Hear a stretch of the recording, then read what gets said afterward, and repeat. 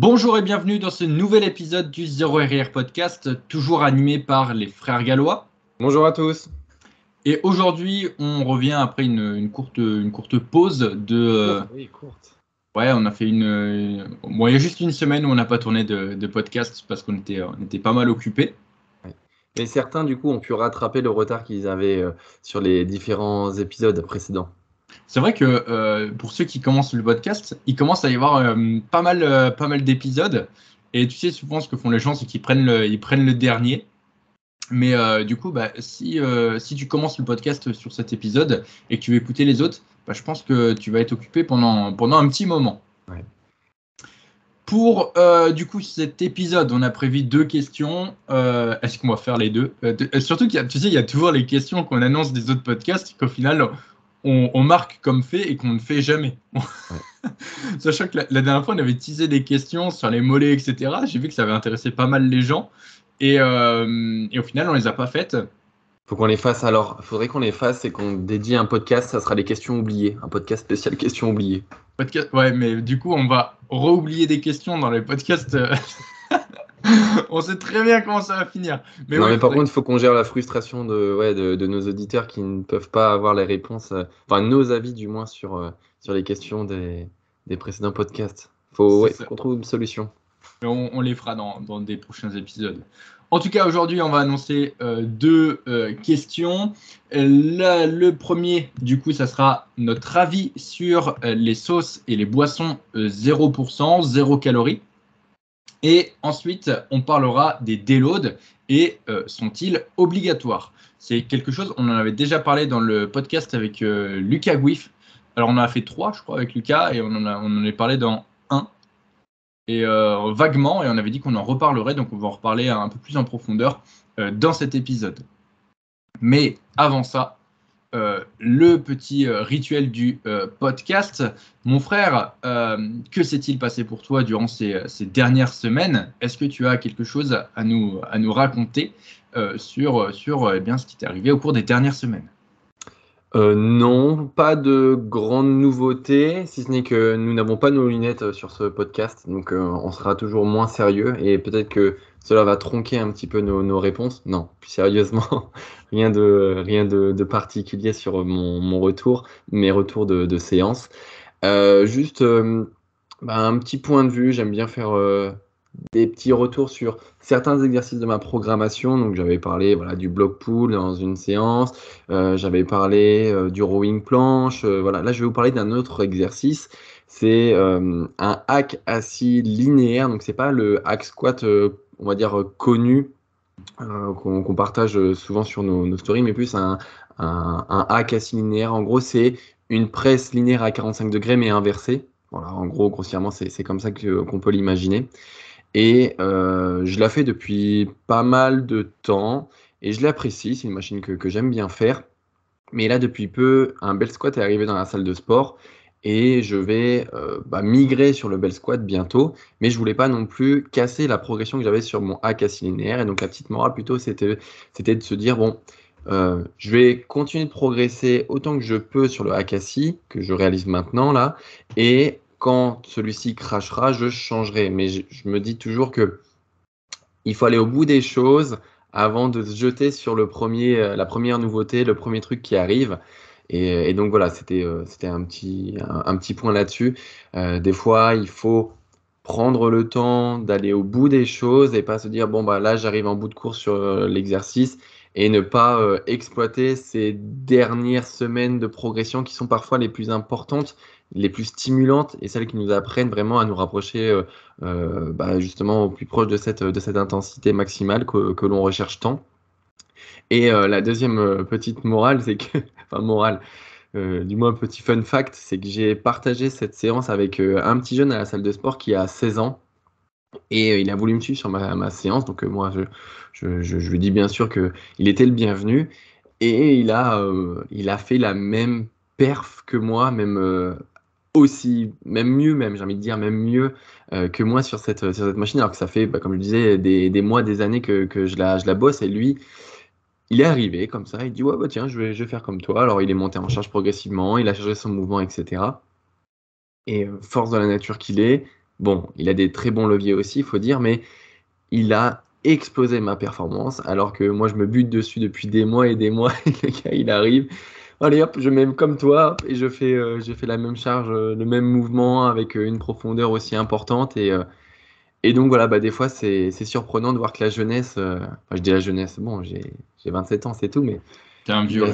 lui a 16 ans et il arrive comme ça, comme un petit cheveu sur la soupe, boum, et puis il te fait la même perf avec une très belle intensité, une très belle trajectoire, etc. Donc non, non, voilà, c'est pour dire que des fois, bah, on peut être surpris, et donc ça fait écho aussi à un autre podcast, bon, ça rebondit un petit peu sur plein de choses, mais dans l'idée, on pourrait se dire, ah putain, il est extrêmement fort et il faudrait se comparer à cette personne-là. Et en l'occurrence, non. Ma progression, c'est ma progression. Sa progression, c'est sa progression. Certes, il met autant que moi, mais c'est à deux échelles différentes. On n'a pas les mêmes leviers, on n'a pas les mêmes attentes aussi de l'exercice. Donc c'est pour ça aussi que la comparaison n'est pas utile. C'est vrai que, tu sais, avec le boom du fitness, hein, on peut Mm. vraiment dire ça, parce que c'est vrai que lorsque j'ai commencé la muscu, c'était vraiment quelque chose de pas connu. Je me souviens, dans mon lycée, j'étais le seul à faire de la muscu, c'était encore un peu mal vu, etc. Ouais. Même d'aller dans une fac, enfin, si tu faisais de la muscu, tu étais l'un des seuls.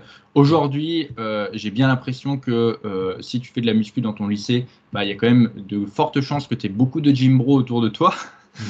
Et donc, on peut dire que vraiment, il y a eu ce boom. Et l'avantage de ça, c'est qu'effectivement, eh bien, il y a une émergence de personnes jeunes qui ont honnêtement énormément de potentiel, Ah ouais. qui s'entraînent extrêmement bien. Et ça, c'est quelque chose qui fait extrêmement plaisir à voir. C'est vrai qu'on a parlé plusieurs fois du côté matrixé des réseaux, etc. Mais il y a quand même une partie qui est très positive là-dedans, dans le sens où il y a des personnes qui s'entraînent extrêmement bien, qui vont pas être matrixées de ouf par les réseaux et qui vont avoir une génétique de dingue. Moi, je me souviens très bien quand j'ai commencé à faire des analyses, etc., je voyais des mecs qui avaient des morphologies sans faire de muscu, donc ils faisaient pas de muscu, mais qui avaient des morphologies exceptionnelles, et je me disais, putain, s'ils faisaient de la muscu, mais ils auraient un physique de dingue, etc., putain, ils gâchent leur potentiel. Moi, à côté, j'ai une génétique de merde et tout, et je suis obligé de me faire chier à faire de la muscu.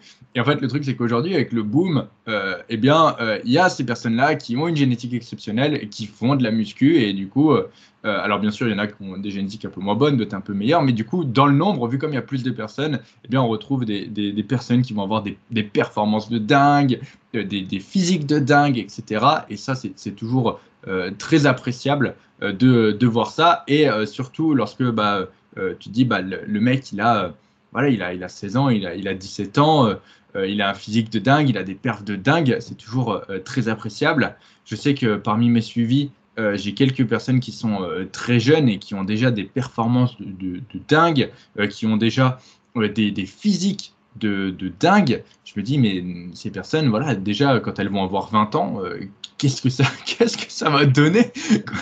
Elles vont avoir un physique, mais énorme. Et c'est des personnes qui, en plus, souvent, tu sais, ont tout pour être optimisés. Tu sais, ils n'ont pas de travail, ils payent pas la bouffe, donc ils peuvent dormir comme ils veulent. Enfin, ouais, ils ont tous les facteurs pour progresser à fond. En plus, ils sont jeunes, ils ont de l'énergie, ils sont en bonne Ouais. santé.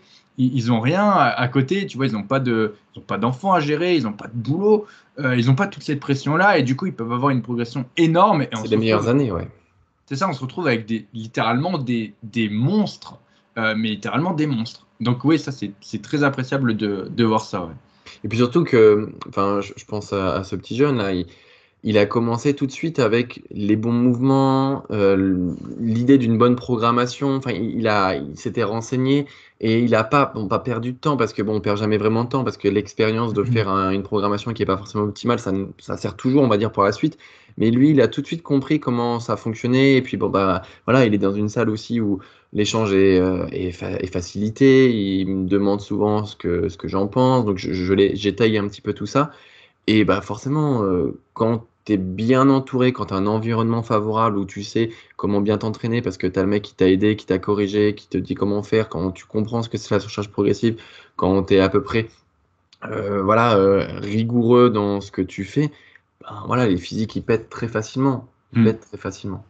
C'est ça, en fait, quand tu es jeune et que tout de suite, quand tu commences, tu n'as pas Parce que c'est ça, en fait, c'est un peu un petit chemin tortueux à travers les informations. Il y en a beaucoup qui testent des trucs, qui font des erreurs, etc. Alors certes, ça fait partie du processus, mais c'est vrai que toutes les personnes qui vont avoir accès à de bonnes informations, ou alors qui vont avoir accès à un coach, parfois dès le départ, qui va leur faire quelque chose de très bien, en Bien fait, sûr. au lieu de prendre le petit chemin, tu prends directement l'autoroute. C'est Et, ça. c'est fou à quelle vitesse tu peux progresser.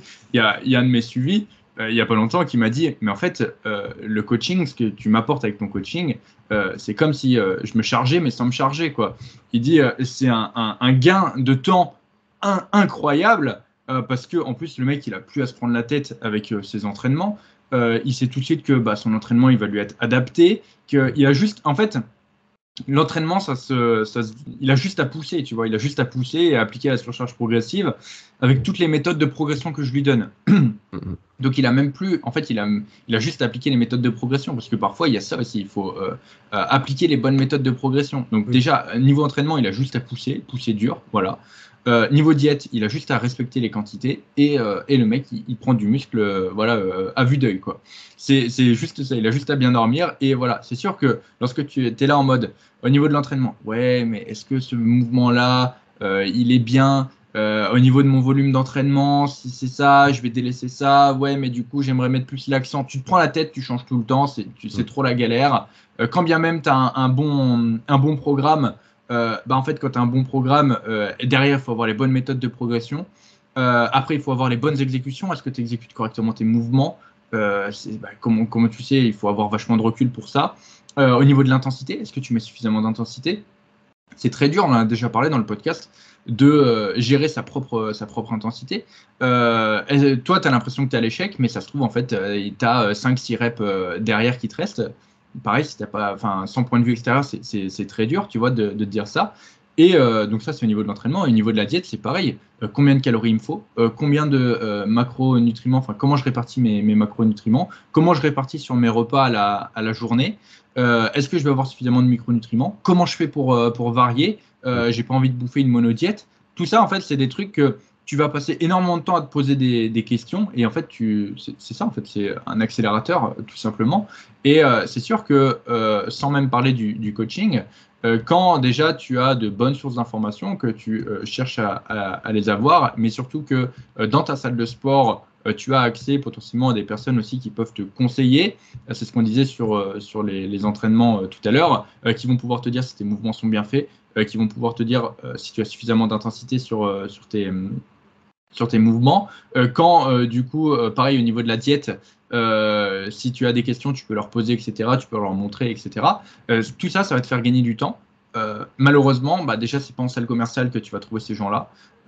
Et en salle indépendante, ça sera quand même très rare. Euh, mais un jour, on a espoir avec le Galois Gym que voilà, tout ça soit accessible et que, voilà, que ce soit une espèce de grande famille qui s'entraide Ouais. et qui tire tout le monde vers le haut et qui aide justement ces petits jeunes qui sont toujours plein de questions. Tu sais, c'est pareil, tu sais, il faut avoir les bases et après, tu sais, il y a des étapes quand même. Parfois, on a tendance à vouloir griller les étapes, mais c'est vrai que voilà, c'est très intéressant et je suis très content de savoir que bah, dans certains cas, il y a certaines personnes qui arrivent, comme moi à l'époque, lorsque j'ai rencontré Samuel Baptiste, à avoir des conseils de qualité et du coup à progresser rapidement. D'ailleurs, Il faut qu'on présente qui est Sam et Baptiste. Qui mais sont Sam et Baptiste parce que. anecdote de fou, anecdote de fou. Donc là, je suis parti en déplacement et du coup, j'ai fait un arrêt dans l'Indre, dans une ferme en Indre, pour aller traire des vaches. Bon, ça, c'est. Bref, ça n'a rien à voir avec l'anecdote. Mais du coup, donc, on m'a invité. Et juste avant, vu comme on m'a invité, je suis passé à la boulangerie. Alors, c'est Feuillette, peut-être. Feuillette, ouais. Feuillette.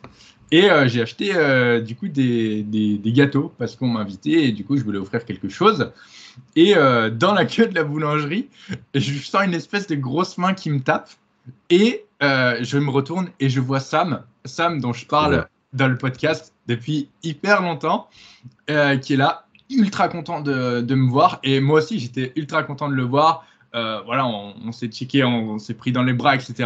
Enfin bref, ça m'a fait vraiment quelque chose de ouf, parce que Sam, c'est quelqu'un qui m'a apporté énormément. Qui est Sam? Présente qui est Sam?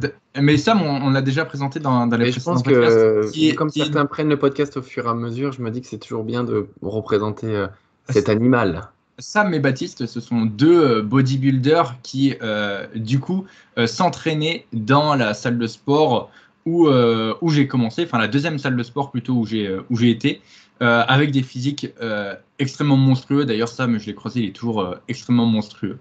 Et surtout, voilà, un temps d'avance énorme sur la pratique. Des exécutions qui étaient très bien faites et surtout en fait qui étaient bienveillants, humbles et qui en fait t'allais les voir, tu posais ta question et ils t'expliquaient ça.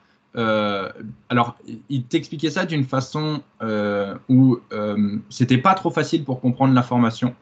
Donc il fallait quand même que tu cherches par toi-même, mais ils te donnaient en fait des pistes de réflexion et derrière toi ça t'obligeait à aller chercher par toi-même la réponse aussi dans ce qu'il disait.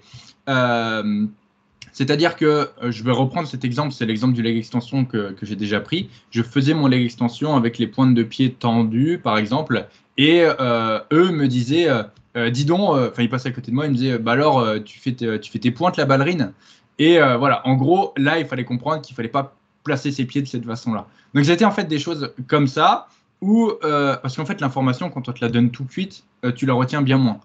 Et quand on te pousse à la réflexion, tu vois que tu retiens bien mieux. Et donc, ils avaient cette façon-là de te pousser à la réflexion, de te transmettre un peu leur connaissance, de t'aider un peu. Et ce qui faisait que aussi, ça faisait un peu le tri entre les personnes qui venaient, qui posaient leurs questions et qui attendaient une réponse toute cuite et qui, au final, derrière, n'allaient rien en faire.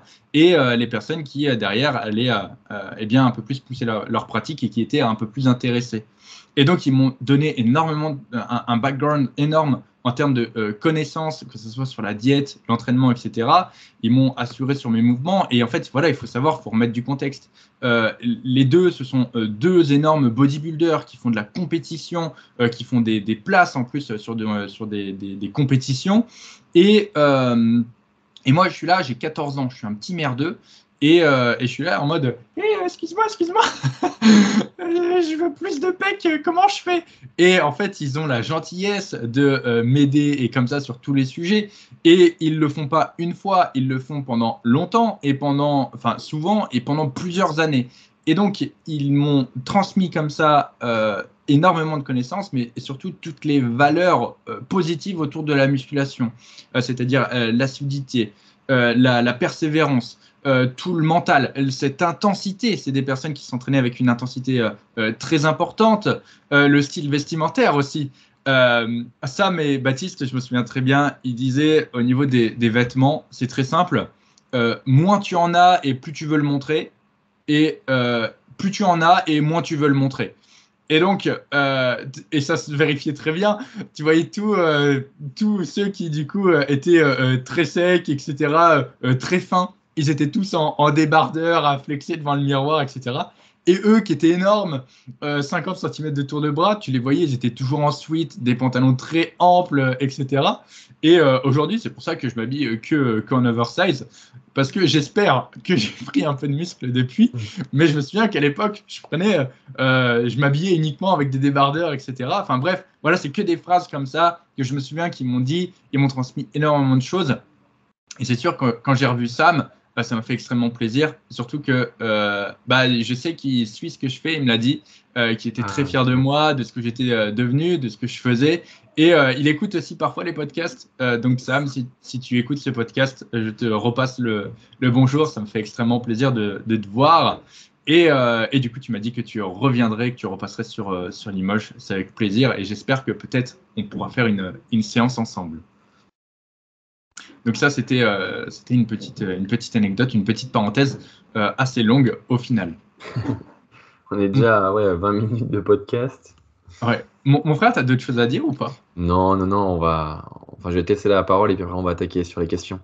Du coup, le truc, c'est qu'il s'est passé plein de choses durant les 2 semaines, la semaine et demie où on n'a pas tourné de podcast. J'ai pas mal de choses à dire. Tu vois, il y a le truc avec Sam. Je ne sais pas si on va perdre plus de temps sur ça. On va peut-être passer à la suite avec Tu peux les. peut-être, je sais pas, sélectionner au moins un élément que tu voulais peut-être faire. Je pense que ça va rejoindre la diète. Voilà. C'est pour ça Ok. que je te dis qu'on peut enchaîner. Ok. Donc, mon frère, je te laisse. Le deuxième rituel du podcast, c'est donner un peu quelques informations sur la diète, quelques idées de repas sur la diète. Mon frère, qu'est-ce que tu manges en ce moment? Qu'est-ce que je mange en ce moment? Je mange toujours pas de patates. J'ai du mal à manger des pommes de terre en ce moment parce que trop gros, trop volumineux. Donc je mange. Bon, de toute façon, de toute manière générale, je mange toujours froid ou voilà, tiède. Je déteste manger chaud. Donc je préfère me faire des petites salades de pâtes, de salades de riz en ce moment. Et puis on a inauguré notre premier barbecue ensemble. Mm. Donc on s'est mangé des belles entrecôtes sur le barbecue, ça c'était agréable. Sinon pas de tips particuliers là à vous donner. J'ai pas vu de trucs intéressants dans le commerce. C'est vrai que là, c'est la saison des barbecues. On en a Les fait premiers deux barbecues. ensemble. On a fait Ouais. deux barbecues ensemble. Le premier, on a mangé des entrecôtes. Le deuxième, on a mangé une côte de bœuf. Une giga côte de Ouais, c'était une bœuf. giga côte de bœuf. Et ce qui était trop drôle, c'est que le barbecue, il était genre à 2 mètres des vaches à côté, parce qu'on l'a fait à la campagne. Et du coup, elles nous regardaient. Et en même temps, ça leur a fait un. Tu sais, c'était une séance de. Elles ont vu le futur, tu vois. Les pauvres. Ah, désolé pour s'il y a des véganes et des végétariens. Non mais bon après on respecte chaque point de vue, il n'y a pas de souci, mais c'est vrai que là pour le coup Oui, c'est de l'humour. la côte de bœuf, ouais, ça sentait bien bon, bien fort. Et alors, et puis il faut dire aussi que le barbecue, faut pas imaginer le grand barbecue avec tous les accessoires, etc. Là, faut vous dire que c'était un bac à, à gratin. En gros, c'est un bac en tôle avec un siège posé dessus, enfin ouais, 5 cm de charbon, et puis une grille, la grille du four posée dessus, et puis ça a fait l'affaire. C'est vrai que le barbecue, faut pas trop se prendre la tête, hein. Il n'y a pas besoin de 300 choses pour le faire. Et du coup, donc moi, ça va rejoindre un peu ce que je voulais dire. J'ai un de mes suivis qui, justement, m'a dit, et j'en ai même deux, qui m'ont dit mais Denis, t'es pas en cut, tu fais des barbecues et tout. Comment ça se fait que tu fais des barbecues? Je leur ai dit, ça passe dans ma diète, quoi. Il n'y a aucun problème. Surtout que la cuisson au barbecue, si vous réfléchissez, c'est même mieux qu'une cuisson à la poêle parce que vous n'avez pas besoin d'utiliser de matière grasse. Donc, au final, et en plus, vous perdez même, parce que du coup, le gras potentiel de la viande, au lieu de rester dans la poêle, il va tomber directement à travers la grille. Et donc, vous allez avoir même quelque chose de moins calorique que ce que vous aurez dû avoir. Donc, si vous êtes en cut, je vous recommande fortement la cuisson au barbecue. Alors oui et non, il faut quand même faire attention aussi aux fumées quand même qui sont émanées. Il faut faire attention voilà, de la façon dont vous faites votre barbecue parce que trop de fumée, une cuisson trop fumée, ça peut aussi apporter plusieurs éléments un peu mauvais, contraignants pour l'aspect digestion, santé. Ouais, mais alors là, en fait, si À tu forte veux, dose, bien évidemment. voilà, Euh, c'est ça. Parce que si tu. Ça, on pourrait peut-être en parler dans un prochain podcast. Mais tu sais, il y a plein de trucs comme ça. Trop de viande rouge, c'est nocif. Trop de poissons type saumon, etc., c'est nocif, etc. Trop de barbecue, c'est nocif. Et si vous n'en faites pas tous les jours, oui. c'est ça le truc. Je vous dis pas de faire des barbecues tous les jours. Mais là où je voulais en venir, c'est qu'en fait, cet aspect barbecue, il est toujours connoté à un cheat meal. C'est ça que je veux dire. Un repas qui va forcément être très calorique, etc. Pas du tout. Mais il y a encore, je pense, les gens ont du mal à associer une diète où on va être en déficit calorique avec une diète qui va apporter du plaisir. ouais, je suis d'accord. En fait, dans la tête des gens, je pense que c'est très soit du coup tu fais ton déficit calorique et tu es obligé de manger des plats qui sont pas bons, etc.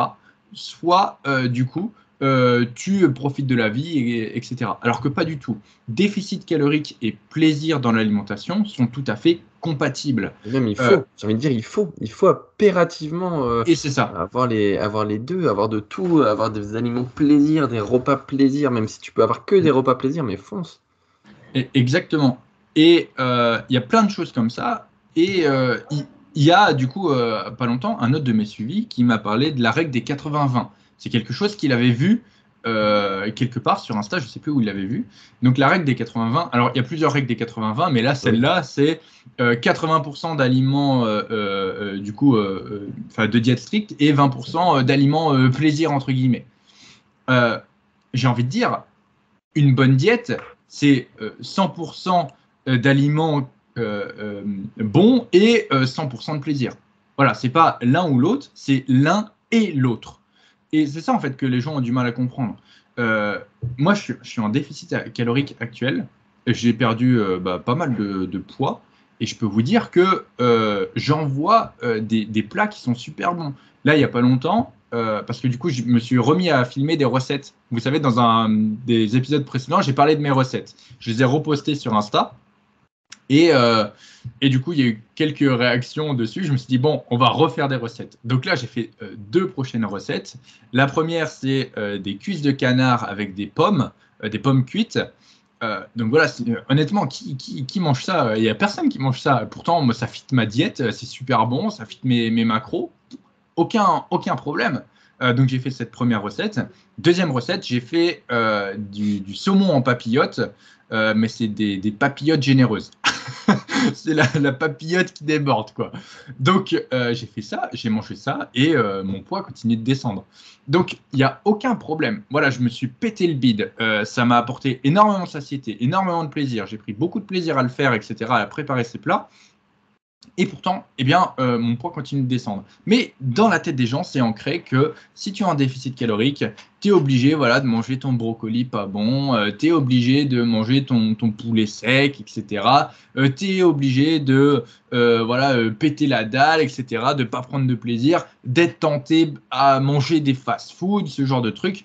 Non, si tu as une alimentation qui est bien faite, qui est variée, sur laquelle tu fais de la cuisine et tu prends du plaisir à manger, crois-moi que jamais tu n'auras envie de te cheater.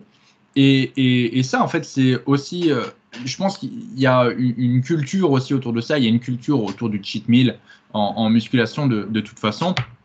Les gens, enfin moi quand j'ai commencé la muscu, c'était ça, tu sais, tu tenais toute la semaine ta diète et le week-end tu t'envoyais un gros cheat meal, etc. pour te récompenser. Et Et en beaucoup de gros, coachs font ça encore, tu sais, yep. c'est enfin des coachs ou pas, je veux dire par là, c'est que il y a des personnes qui se restreignent et qui disent bon bah t'as le droit à un cheat meal par semaine et tout le reste par contre de la semaine c'est riz poulet quoi. Et Mm. voilà, mais par contre le Mais cheat meal c'est limite de Mais c'est ouf. Tu sais que moi, je me souviens, donc quand j'ai commencé dans le coaching, tu sais, quand tu es coach, il faut que tu fasses une page de vente. Donc, oui. sur ta page de vente, il faut que tu mettes un peu tes services, etc., ce qu'il y a dedans. Et du coup, bah, ce que tu fais, c'est que tu vois un peu ce que font les coachs un peu réputés. Et je vous mets au défi, mais allez voir un peu les coachs qui ont beaucoup d'abonnés, ce genre de choses. Parce que souvent, bah, c'est comme ça aussi que ça fonctionne. C'est moi ce que j'ai fait. Et en fait, dans leur page de vente, ils mettent cheat meal inclus comme un argument de vente. Ouais. Je trouve ça ouf. Je trouve ça ouf. Mais après, le truc aussi, c'est que, bon, après, c'est peut-être aussi les méthodes de coaching, les diètes qui sont faites, où du coup, bah, c'est des monodiètes avec riz, poulet, brocoli. Je pense qu'il y a énormément de tes suivis, Rémi, c'est le cas. Et est-ce qu'on peut appeler ça du coup une diète, franchement? C'est Je pas suis une diète. désolé, enfin, si malheureusement, si vous avez pris un coach et que le coach vous dit vous mangez du riz, du poulet et des brocolis, on fait la guerre à ça, mais en même temps, c'est aussi une vérité. C'est pas vraiment un suivi. Enfin, tout le monde peut faire ça, mais ça ne vous apportera rien. Oui. Le mec, il a mis 3 secondes à faire votre diète, hein. Ouais. Mais combien de personnes j'ai récupéré en suivi qui me disaient, bah voilà, j'ai un coach avant, ça s'est pas très bien passé, qui avait des réticences notamment à commencer un suivi avec moi. Et du coup, bah voilà, elle me dit, bah c'est ma diète, donc je vois la diète du coach. Et effectivement, voilà, le matin, flocon d'avoine haut, euh, haut avec de la whey. Ensuite, du coup, midi, riz, poulet, brocoli. Collation, whey, amande. et soir, riz, poulet, brocoli. Et ça, mais c'est quelque chose Et qui puis, il y revient avait, très souvent. il y a le pré-dodo aussi, tu sais, avec les 200 grammes de fromage blanc bien connu aussi. Ouais, c'est ça. Et puis de temps en temps, les mecs, ils vous mettent un ou deux super aliments. Ils vous mettent, tu sais, de la spiruline, des baies de goji. Et puis, ils vous disent, bah, vous inquiétez pas avec ça. C'est ça qui va vous faire progresser.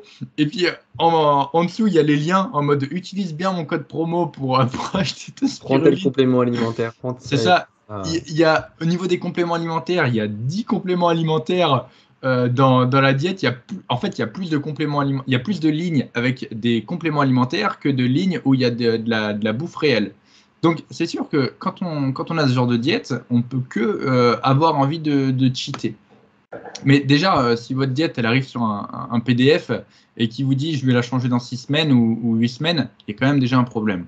ouais, Mais fuyez, fuyez. Une bref, diète, ça doit être ajustable et modifiable en permanence. ouais. Enfin, là, on a un peu tiré sur les coachs, on a fait un peu de drama, c'est pas trop notre truc. C'est pas du tout Mm, notre truc, mais c'est juste qu'on voulait vous dire que une diète, peu importe ce que vous attendez de la diète, un surplus, un déficit, un maintien, bref, vous devez pouvoir avoir des aliments que vous aimez et les consommer autant de fois que vous voulez. Bien sûr, euh, quand on a quelqu'un en suivi, on a toujours cette question du est-ce qu'il y a des aliments dont tu ne peux pas te passer? Et ça, cette question-là, elle est fondamentale et la personne qui est en face, qui est au bout du téléphone, doit se lâcher et dire tout ce qu'elle aime. Alors, est-ce que ça voudra dire qu'elle aura forcément tous les jours? Je dis pas ça. Si elle me dit, oui, moi, je veux du chorizo, je veux de la charcutaille tous les jours, bon, peut-être pas, mais si vous pouvez en avoir ne serait-ce qu'une, deux fois, trois fois dans la semaine, eh ben ouais, c'est déjà ça aussi. On m'a dit récemment, voilà, est-ce que tu peux mettre de la mayonnaise? J'adore ça, la mayonnaise, je peux pas faire un plat sans mayonnaise. Bon, effectivement, il y a mieux, mais si la personne adore ça, ben pourquoi s'en passer? J'en ai rajouté aussi ce matin pour un de mes suivis. Mais et c'est exactement ça. Et en fait, effectivement, on va pouvoir arriver dans des extrêmes de diète, mais où du coup, on va être très restreint et on va peut-être finalement avoir de moins en moins de choix au niveau des aliments, mais ça sera uniquement pour des compétiteurs. Ça Ouais, sera c'est uniquement ça. pour des compétiteurs. Le nombre de personnes qui vont faire des sèches de compétition et qui écoutent ce podcast, ou même dans la vie de tous les jours, elle est très, très, très, très faible. Donc, la plupart des gens n'ont pas besoin de se restreindre comme des dingues pour perdre du gras. Et donc, non, tu peux très bien perdre du gras et avoir en fait une alimentation qui te plaît à côté, manger ce que tu veux, etc. Mais bien sûr, ça demande de l'implication aussi dans la cuisine. Ça, on ne va pas le répéter, on en a déjà parlé plusieurs fois dans les épisodes précédents. Mais c'est vrai que voilà, tu peux très bien avoir une alimentation très bonne avec énormément de plaisir. Hier, j'avais une pizza à la tomate. Alors, pizza à la tomate, c'est très rapide, hein. J'ai pris Oui, une pâte à pizza qui était toute faite. C'est très peu calorique. Dessus, j'ai coupé mes tomates. J'ai mis un peu de moutarde au four, terminé. C'était la pâte à pizza, enfin, c'était la pizza à la tomate. C'était très bon. Et voilà, j'ai kiffé ma vie. Juste, hyper rapide à faire et ça fitait mes calories. Qu'est-ce que je demande de plus, quoi? Mais voilà, il faut aller chercher l'inspiration, il faut avoir l'idée, il faut avoir et puis l'envie, quoi, de préparer ça. Mais voilà, si tu es dans ta diète, que tu as du mal à la tenir, que tu es toujours extrêmement tenté d'aller te cheater ailleurs, enfin dès que tu vois un burger, tu peux pas résister, tu as des envies de bouffe toute la journée, bah, c'est peut-être que quelque chose ne va pas dans ta vie.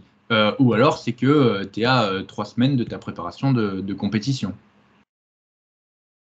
Bon, je pense qu'on a fait le tour là-dessus. ouais. Voilà, C'était mais un... petit disclaimer quand même, hein, on revient sur l'histoire du drama, c'est pas du tout notre cam. Des fois, voilà, Denis se retrouve partagé sur les réseaux par des personnes qui vont voilà, le critiquer ou autre, mais voilà, on reprend jamais ce genre de choses parce que c'est pas aussi notre fond de pensée. Oui, c'est vrai. C'est vrai qu'on n'en parle jamais, on peut faire un petit point sur ça. Quand on est sur les réseaux, forcément qu'on est exposé. C'est-à-dire que tous les jours, j'ai des personnes qui reprennent mon contenu et qui vont du coup me critiquer, me tailler, etc. Ça fait partie du taf. C'est comme ça. les gens ont un avis différent. Les vidéos que je fais, le contenu que je crée, je le fais pour aider les gens qui veulent bien recevoir les conseils. Certaines personnes, voilà, on peut rien leur dire, surtout quand on voit leur justification. C'est sûr que derrière, on sent qu'il n'y a pas grand-chose derrière, mais elles sont contentes de détruire le contenu des autres. Moi, je l'ai dit plusieurs fois, je suis un créateur, pas un destructeur. Aujourd'hui, les gens prennent beaucoup de plaisir à détruire ce que font les autres. Moi, je suis un créateur, je crée du contenu, je crée des choses. C'est ce que j'aime faire. Je le fais dans plein de choses, que ce soit par rapport à mon contenu, par rapport aux machines, par rapport à la salle de sport, à la création d'exercices, à l'adaptation d'exercices. Voilà, j'aime créer. Quand on me dit quel métier tu fais dans la vie, je dis que je suis un créateur. Je crée des programmes, je crée des diètes qui aident les gens. Voilà, c'est comme ça que je vois les choses. Mais aujourd'hui, on est dans un monde où il y a toujours de plus en plus de destructeurs ou parfois même de copieurs. Parce que beaucoup la joie du plagiat, bien sûr. Ouais. Exactement, beaucoup de personnes aussi copient mon contenu jusqu'à copier, donc bien sûr, les phrases que j'utilise, mais également parfois le montage. Donc faites bien attention aussi parce qu'il y a certains coachs qui, du coup, copient énormément mon contenu. Après, bon, bah voilà, c'est un peu, j'ai envie de dire. Ça fait partie du lot, ça fait partie du jeu des réseaux, etc. C'est aussi la preuve que ce que je fais n'est pas si mal que ça. C'est comme ça. C'est comme ça que je le vois. Je ne pourrais pas faire la guerre à toutes les personnes qui copient mon contenu. C'est pas que si il y en a beaucoup, on va pas se mentir. Sachant que j'ai fait une vidéo. Ça va faire, je sais pas, 1 an et demi maintenant que je fais entre 1 et 2 vidéos par jour. Donc c'est sûr que ça commence à faire un bon paquet de vidéos. Sauf que parfois, ce qui est assez drôle, c'est que je me fais accuser de plagiat. Genre, il y a pas si longtemps, il y a un mec qui m'a dit ouais, t'es un plagieur, t'as copié la vidéo de un tel. Je vais voir. Ah, effectivement, c'était ma vidéo. Sauf que souvent, je fais des reposts.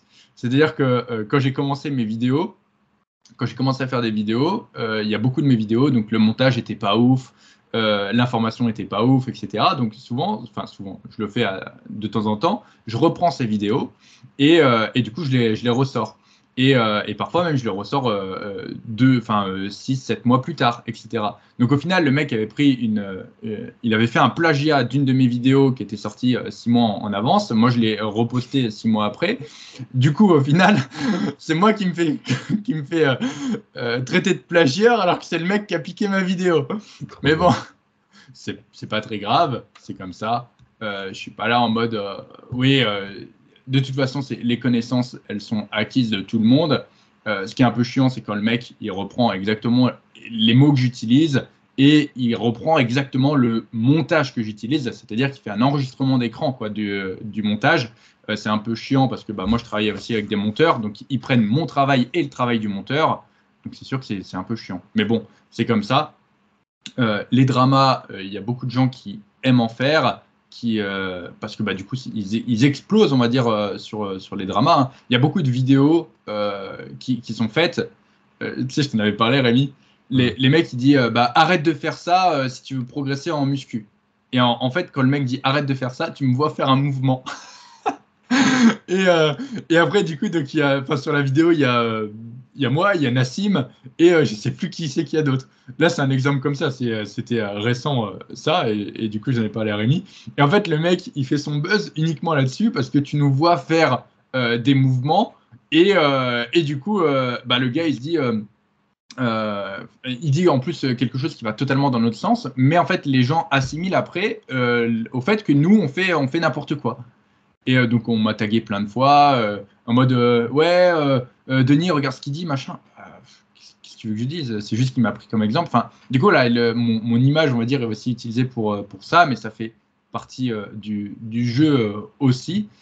Et voilà, il y aura toujours du drama, des gens qui chercheront à dire oui, il a dit ça, c'est pas vrai, machin, etc. Parfois, il bute aussi sur une tournure de phrase que j'ai utilisée.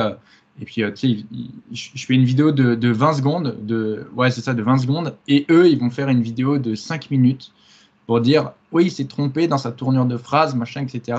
Alors qu'en fait, j'ai juste fait un raccourci pour pouvoir être plus efficace. Enfin, parce que sur un format court aussi, on est obligé de faire des raccourcis. Enfin, bref, les réseaux, c'est un monde un peu à part. Et donc, faites bien attention au contenu que vous regardez, au contenu que vous sélectionnez. C'est ça un peu la petite moralité. Mon frère, des choses à ajouter? Non, non, non, là, on a bien épilogué sur tout ça. On va pouvoir commencer les questions. Ouais. La première question, Rémi. Oui. Quel est ton avis sur les sauces et les boissons 0%? Bah, en fait, ce qui est marrant, c'est qu'on a présenté tout à l'heure la diète, comment on la voyait et comment il fallait la faire. Et les boissons et sauces 0 calories, eh bien, ça rentre totalement dans cette idée de si vous aimez consommer des boissons 0 calories, si vous aimez avoir des sauces 0 calories dans votre alimentation, prenez-les et bien sûr, consommez-les.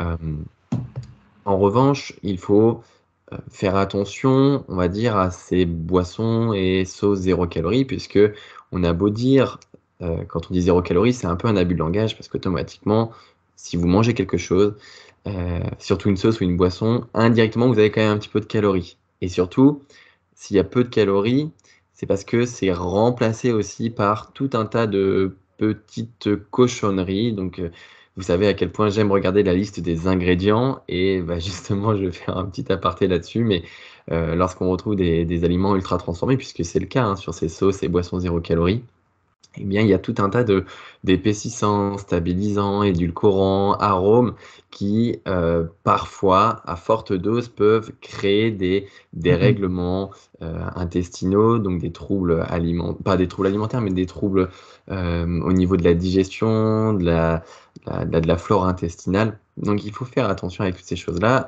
Donc, principalement, les stabilisants et les épaississants. Les stabilisants, en fait, c'est tout ce qui va permettre à votre sauce d'avoir une texture et donc avoir cet aspect un peu onctueux parfois. Et donc on retrouve tout ce qui va être gomme de xanthane, gomme de guar. Et ça, c'est à forte dose mauvais pour la santé. Donc je le disais, pour tout ce qui est digestion. Et les stabilisants, c'est tout ce qui va aider à la conservation de votre aliment. À forte dose, ces éléments ultra transformés peuvent causer des problèmes de transit. Après, c'est ce qu'on disait précédemment, tout dépend toujours de la dose et de la façon dont c'est utilisé. Après, par rapport au... Enfin, il y a quand même pas mal d'études qui sortent là-dessus, sur les édulcorants, etc. Il y a deux camps. Il y a ceux qui vont dire, oui, mais les édulcorants, ça va te flinguer. Et il y a un clan aussi d'autres qui sont là en mode, bah, ouais, mais les études, quand tu regardes les études, il n'y a pas d'effet néfaste aux édulcorants, etc. Donc, il y a quand même deux camps. Ça peut être le sujet d'un podcast, d'un prochain podcast. Alors là, Parce que par là, contre, il faudra le potasser et faire nos recherches parce que bon, là, on donne des éléments parce que c'est ce que je me rappelle, mais quand on creuse un petit peu, il y a des choses qui sont sorties à travers des sources scientifiques, des études basées sur la haute dose sur certains épaississants, où justement là, ça peut créer des troubles, hein. Ça, c'est indéniable, hein. alors, je suis assez au point là-dessus. On pourra en reparler dans un autre podcast. Ouais. Ça peut être intéressant. Et c'est le petit moment du référencement. Car si ça vous intéresse, n'hésitez pas à nous le dire dans les commentaires juste en dessous. Mais quitte à prendre, tu vois, des aliments qu'on peut retrouver tous dans le commerce et même qui sont un peu habitués on va dire dans les diètes un peu go muscu et regarder un peu ce qu'il y a dedans et faire un petit débrief de ce que c'est concrètement. Oui, on peut faire ça. Ouais. Là, on va plutôt se concentrer sur tout ce qui va être sauce et boisson zéro. Alors, déjà, volontairement, quand j'ai tourné la question, j'ai dit sauce et boisson zéro. Ce qu'il faut bien comprendre, c'est que c'est zéro quoi. Souvent, les sauces, c'est des sauces zéro graisse. Souvent, c'est comme ça que ça fonctionne. Donc, c'est pas parce qu'il y a écrit 0 en gros que ça sera 0 calories. C'est du marketing. Quand les gens voient 0, ils vont se dire « Ah super, il va pas y avoir de calories, pas y avoir de machin. » Manger autant que je veux. Perdu. Perdu. Il faut savoir que même si en plus c'est 0 calories, il faut savoir que c'est jamais 0 calories. C'est jamais 0 calories. En fait, sur les étiquettes alimentaires, déjà, il y a énormément d'imprécisions, mais ça pourrait être l'objet d'un prochain podcast aussi. Mais déjà, il faut savoir que la valeur énergétique est basée sur celle des glucides, lipides, protéines et de l'alcool, alors qu'il y a d'autres composantes, d'autres nutriments qui vont apporter des calories. On peut citer notamment les fibres qui vont apporter des calories, on peut citer les polyols, les acides organiques. Bref, il y a plein d'autres nutriments qui vont apporter des calories. Et ça, en fait, on ne vous le dit pas. On vous le dit pas. Donc, parce que c'est infime, en fait, c'est une toute petite partie, mais c'est vrai que ça en fait partie quand même. Bah, ça apporte quand même des calories. Bien Hein, et du coup, en fait, ce qui va se passer, c'est que si vous prenez une boisson 0 calories en pensant qu'elle est 0 calories, bah, elle ne sera pas réellement 0 calories. Ça, c'est déjà le premier point. Par contre, effectivement, elle sera moins calorique qu'une alternative classique. C'est-à-dire que si vous prenez un Coca classique et un Coca 0, le Coca 0 sera toujours forcément moins calorique que le Coca classique. Par contre, il y a un moment où c'est toujours le ça plus ça plus ça. Parce qu'il y a beaucoup de personnes qui sont là en mode « Ah bah c'est 0 calories, le Coca, l'Ice Tea, il y a le 7-Up, enfin bref, il y en a plein. » Et ce qui se passe, c'est que si vous descendez 6 bouteilles à la semaine, il y a un moment où ça commence à faire un petit paquet de calories aussi. Donc, c'est toujours la quantité. Je vais vous sortir une petite anecdote. Vous le savez, si vous écoutez un peu les podcasts, moi j'ai travaillé énormément. J'ai eu plusieurs expériences dans des centres de l'obésité. Enfin, je me suis occupé beaucoup de patients en surpoids, en obésité sévère, voire obésité morbide pendant très longtemps. Je me suis occupé des chirurgies bariatriques, etc. Enfin bref, j'ai fait pas mal de diètes avec les personnes qui voulaient perdre du gras.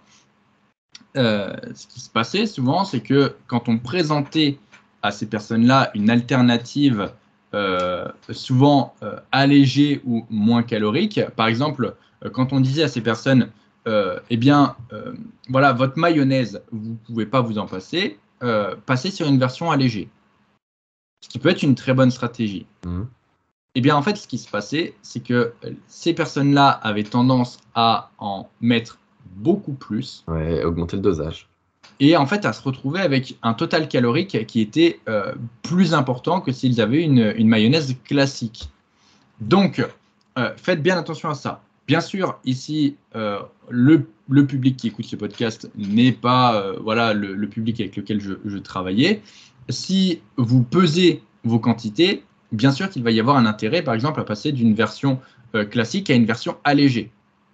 Mais partez toujours du principe que si vous ne traquez pas votre consommation, et c'est souvent le cas par exemple avec les boissons zéro, etc., on part du principe que c'est zéro, donc on ne les traque pas dans la diète, eh bien vous pouvez avoir tendance à avoir une consommation importante qui va faire qu'au final, vous allez avoir un nombre de calories à la fin de votre semaine qui sera important et ça peut empiéter votre déficit calorique.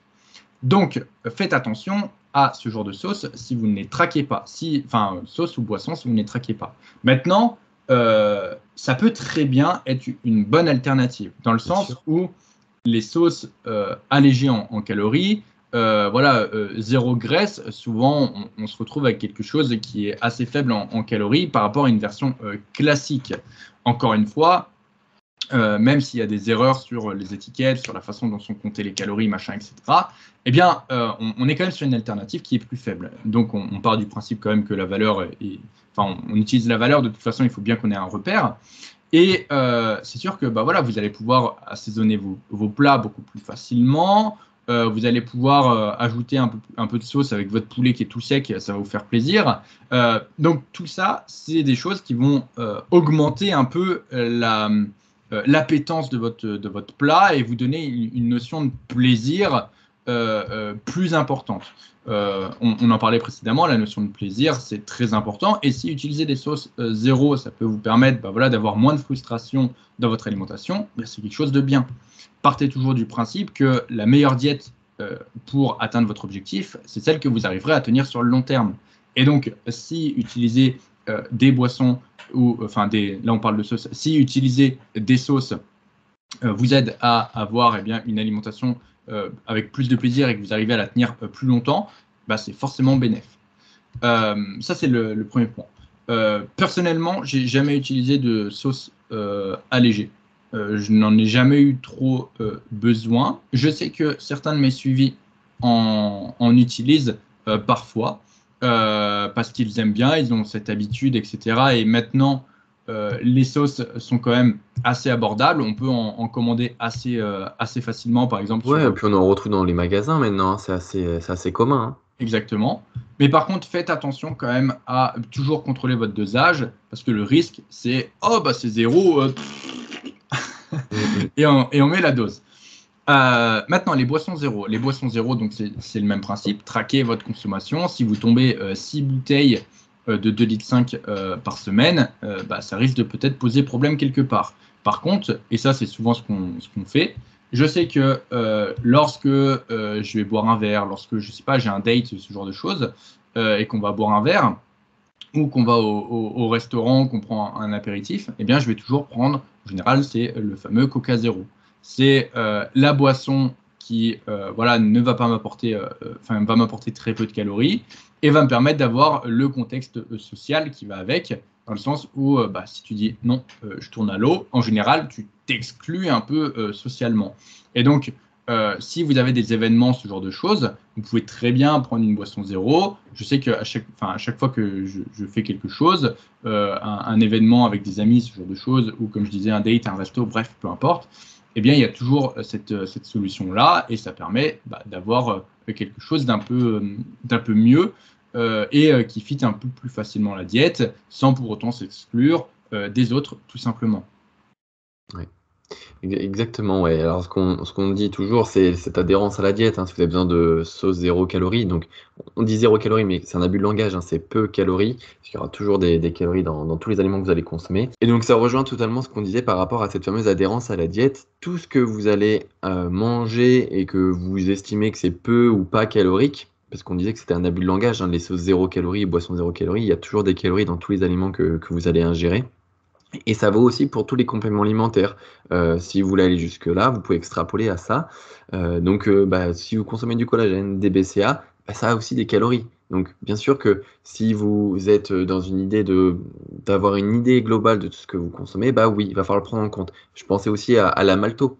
Il y a des personnes qui disent la malto, c'est génial, je fais des super séances. Ouais, mais est-ce que tu prends en compte ta malto? Parce que vite fait, 30 grammes de malto, ça fait vite fait des calories, quoi. Donc, c'est important aussi de tout prendre en compte, sachant que si vous les consommez tous les jours, oui, ça peut vite monter. Ce que je voulais dire d'autre, c'était par rapport. Vas-y, frère, je t'interromps vite fait, mais c'est vrai que les gens ne savent pas exactement quoi traquer. Oui. Est-ce que je dois traquer ci? Est-ce que je dois traquer ça? C'est très simple. Tout ce qui rentre dans votre bouche doit être traqué. Alors oui et non, parce que. Dans le sens où dès que vous mangez quelque chose, vous devez le traquer. Souvent, ce qui se passe aussi, c'est que on traque ses repas et on oublie la part de gâteau qu'on mange avec le collègue. On traque ses repas, mais on oublie l'huile de cuisson. Voilà. Tout ça, en fait, ça doit, à partir du moment où vous le consommez, ça doit être traqué et noté. Comme disait Rémi, les compléments alimentaires, les oméga 3, si votre gélule fait 1 gramme, c'est 1 gramme de lipides, c'est 9 kilocalories. Le collagène aussi, le collagène c'est une protéine. Le collagène, du coup, va apporter des calories. D'ailleurs, est-ce que ton collagène, Rémi, tu le comptes dans ton total de protéines ou pas? Non. Pourquoi? Et c'est là où je voulais revenir sur le fait de tout traquer. Parce que je pars du principe que les compléments alimentaires que j'ai, je vais les avoir tous les jours et durant toute ma vie. Donc je sais que ça sera une variable qui ne changera jamais. Ce qui va changer par contre, c'est la consistance de mes repas, pas de mes compléments alimentaires. Je sais que je prendrai toujours mes 3 gélules d'oméga 3, mes 15 grammes de collagène, etc., etc. Ça, c'est des choses qui ne sont pas traquées pour ma part. De même que l'huile de cuisson que j'utilise pour mes œufs le matin, je la prends pas en compte parce que je sais que je prends toujours la même chose. Alors, moi, je fais différemment, frère, dans le sens où, euh, comme ma consommation de compléments alimentaires varie, tu Ouais. vois, mon collagène varie, etc., je le compte, je le comptabilise dans mon total calorique. Mais là, là, ce que je voulais dire, c'est que le collagène, c'est une protéine de structure. Donc, en fait, je le compte dans mon total de calories, mais je ne le compte pas dans mon total de protéines. C'est ça que je voulais Ah, dire. c'était plutôt là où tu voulais en Ouais, venir. mais alors là, c'est de l'optimisation Ouais, pur et dur, ouais. Ouais. pure et dure. Mais voilà, parce qu'on sait qu'il y en a qui aiment bien optimiser dans ce podcast. Ah bah Donc, c'est le podcast de l'optimisation, hein, ça. donc vous saurez. Mais sinon, ouais, voilà, je traque tout, même les compléments.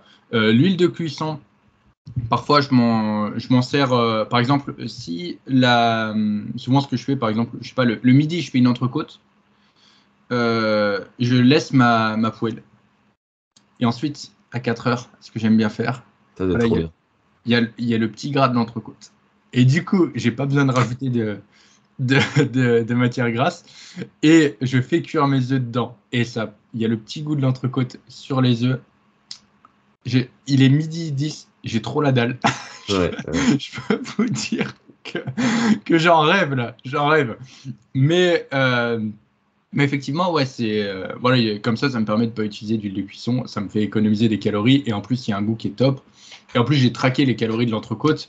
Donc, potentiellement, c'était pas dans mon assiette. Mais voilà, je l'ai mangé. Parce qu'il y a toujours ça aussi, ce truc Il du. y a toujours cette marge d'erreur, bien sûr. Ouais, vous serez jamais 100% précis sur les calories. Alors, il y en a qui vont dire, oui, mais de toute façon, c'est jamais 100% précis. Les étiquettes, elles sont pas précises. Et il a Patati, raison, et il patata. aura raison. Comment on fait pour avoir toujours un poulet qui a le même nombre de calories alors que c'est des lots qui sont différents? Ouais, mais en fait, c'est ça le truc. Si tu fais rien, au final, il se passera rien, quoi. Et il te faut quand même une base. Il te faut une base de calcul, il te faut une base au niveau de ton alimentation, il te faut un minimum de repères. Et après, parce que il y a des aliments, ça va être plus calorique, il y a des aliments, ça va être moins calorique. Donc au final, tu vois, ça va s'équilibrer. Et si tu traques rien, c'est un peu, voilà, moi je fais rien. Voilà, c'est l'excuse pour ne rien faire. Très bien, continue comme ça et laisse la progression aux autres, quoi. Ouais, c'est-à-dire que il faudra toujours regarder la tendance de vos calories. Et bien sûr que si vous traquez, vous allez au moins avoir une idée de ce que vous faites. Et puis, bien sûr, après, bah, si vous regardez vos mensurations, vos photos, vos pesées, etc., vous allez avoir une idée. On ne vous dit pas voilà, de peser au gramme près tout ce que vous faites, mais d'avoir une idée globale, en fait. C'est plus l'idée de ce petit aparté. Hmm. Après, c'est comme je disais tout à l'heure, hein, on vous donne les astuces, on vous donne les techniques, les méthodes. Après, vous en faites ce que vous voulez. Il y a pas longtemps, tu sais, j'ai fait une vidéo, c'est les 4 meilleurs mouvements pour les quadriceps. Donc du coup, dedans, je présente les quatre mouvements qui sont les meilleurs. Et du coup, dedans, il y a par exemple le pendulum. Et il y en a un qui me dit, ouais, mais non, le squat, ça sera toujours le meilleur mouvement, machin et tout. Le pendulum, c'est de la merde. Bah, écoute, tant pis, hein, le pendulum sera libre quand moi je voudrais en faire. Je Je m'attendais vais pas pas. à cette chute. Ah non, tant pis pour toi, hein, si t'as pas envie d'être aidé, si t'as pas envie de faire les choses. Reste, je veux dire, c'est ce que je disais précédemment avec Sam et Baptiste. Ils te donnent, ils m'ont donné l'information de la façon dans laquelle ça me poussait à la réflexion. Et ensuite, voilà, j'ai compris, j'ai fait les choses, etc. Si derrière j'avais voulu pas adapter, je pense aussi qu'ils se seraient pas fait chier avec moi, ils m'auraient pas donné, ils auraient pas continué à me donner des conseils, Ouais. etc. Donc il y a toujours ce truc quand tu poses une question et que tu veux recevoir une réponse, sois prêt à recevoir une réponse. Bon, après, sur les réseaux, ils se prennent mes vidéos dans la tronche sans pour autant qu'ils aient choisi. Donc c'est un peu différent. Et c'est peut-être pour ça aussi que je me fais un peu lyncher. Mais c'est pas très grave. Et c'est souvent aussi, tu sais, quand les gens me posent des questions en message, euh, en fait, ils me disent, là j'ai fait une vidéo aussi sur le dos. Tu sais, pourquoi la plupart des gens font des exercices redondants, parce qu'ils n'ont aucune connaissance en anatomie, etc. À la suite de ça, je sais pas, j'ai dû recevoir peut-être une cinquantaine de DM où les mecs m'envoient leur programme. Alors malheureusement, je suis désolé, si vous m'envoyez des DM, je peux pas ouvrir tout. Donc il y en a qui passent à la trappe. Mais du coup, pour les personnes à qui j'ai ouvert les messages, donc ils m'envoient leur programme, bah voilà, je fais du tirage vertical, ensuite je fais du tirage horizontal, ensuite je fais du pullover, etc. Alors, est-ce que c'est bien? Bah, ton tirage vertical, tu utilises quelle prise? Où est-ce que tu emmènes tes coudes? Même chose pour le tirage horizontal. Ton pullover, tu le fais comment? Tu te penches vers l'avant, tu restes droit. Et du coup, en fait, les gens, je leur réponds en leur reposant d'autres questions. Et là, je sais qu'ils aiment pas. Je sais qu'ils aiment pas. Pourquoi? Parce qu'en fait, ce qu'ils veulent, c'est juste oui ou non. Tu vois, c'est oui, ton programme est bien, ou non, ton programme est pas bien, et du coup, qu'est-ce que je dois faire pour le changer? Alors que moi, du coup, je le pousse à la réflexion. Je dis, quelle prise utilises-tu? Quel groupe musculaire veux-tu cibler? Et au final, voilà, si le mec il me dit, bah là, celui-ci, je le fais plus pour trapèze rhomboïde. Lui, je le fais plus pour les grands dorsaux. Lui, je le fais plus voilà, pour la partie iliaque du grand dorsal. Lui, plus pour la partie thoracique. Lui, plus pour travailler en position raccourcie. Lui, plus pour travailler en position étirée. Le mec, en fait, il va voir en me répondant qu'il y a une logique dans son programme. Donc, au final, il va le voir lui-même que son programme, il est bien. Si le mec, il n'est pas capable de me répondre, c'est que déjà, son programme, c'est de la merde. Si le mec, il n'est pas capable de justifier ses choix d'exercice, euh, c'est que déjà, effectivement, son programme, c'est de la merde. C'est très simple. Pour savoir si tu as un bon programme d'entraînement, ce qu'il faut que tu fasses, tu prends ton programme. Il faut que tu sois capable de justifier chacun des choix des exercices que tu as fait dans ton programme. Par exemple, c'est ce que je disais tout à l'heure. Tel exercice, par exemple, va travailler mon faisceau latéral en position raccourcie. Cet exercice-là va le travailler en position étirée. Cet exercice-là va cibler le faisceau claviculaire de mes pectoraux. Celui-ci va du coup travailler mon faisceau sternal en position raccourcie, etc. Tout ça, en fait, tu dois avoir une logique dans ton programme. Si tu n'es pas capable de justifier chacun des exercices de ton programme, je te le dis, c'est que ton programme, c'est de la merde. Si par contre tu es capable de le faire, ok, tu vas voir toi-même que ton programme a une logique, que ton programme a une stratégie et du coup que tu as un bon programme. Ça, ce que tu dis, c'est très piquant. Franchement, c'est très piquant. Mais je pense aussi, parce que c'est aussi le podcast de la nuance, les personnes qui attendent des réponses par rapport à la correction de leur programme, c'est parce qu'ils n'ont pas autant de connaissances par rapport aux exercices en eux-mêmes. Qu'est-ce qu'ils travaillent exactement, dans quelle position ils travaillent. Ça, c'est des choses qui sont dans l'optimisation pure et dure. Ne serait-ce déjà que si vous avez dans un programme des mouvements qui travaillent dans des angles différents, les muscles, c'est déjà très bien. Voilà, ça c'est déjà un premier point pour voir si votre programme est cohérent. Et puis après, bien sûr, c'est tellement difficile de répondre parce qu'effectivement, je reçois aussi des personnes, enfin des messages de personnes qui me partagent leur programme. C'est tellement difficile de vous aider à travers juste une capture d'écran ou juste, voilà, sans justification, comme le disait Denis, que on peut pas vous donner vraiment les clés d'un bon programme. Et puis parce que aussi, ça dépend d'un tas de choses énormes, votre environnement, vos besoins, vos envies, votre morpho. Enfin voilà, il y a plein de choses qui rentrent en compte et où on peut pas vous aider. Donc plutôt, déjà, réfléchissez à cette organisation d'angle de travail. Est-ce que j'en fais pas trop dans dans une même trajectoire? Est-ce que j'en fais suffisamment pour les autres groupes musculaires? Est-ce que si je comptabilise les exercices, est-ce que ça répond bien à l'ensemble de mon corps? Enfin voilà, il y a plein de choses. C'est vrai que, comme tu dis, tu apportes beaucoup plus de nuances que moi. Et c'est peut-être pour ça aussi qu'on se complète bien sur ce podcast. Je suis beaucoup plus piquant. Mais après, c'est la façon dont j'ai appris les choses. Bien sûr. Et puis c'est le caractère Et de chacun. c'est ça. Et en fait, je pense que, donc avec Rémi aussi, on a les mêmes parents. Et on a appris, on a toujours appris comme ça, hein. La façon dont on a appris les choses, c'est de cette manière-là. Et toi, Rémi, je pense que ta différence, c'est que tu sais, tu es enseignant à côté. Donc, tu as développé un peu plus ton côté pédagogique par rapport à moi. Et je sais que je suis extrêmement dur et c'est vrai que je suis extrêmement piquant.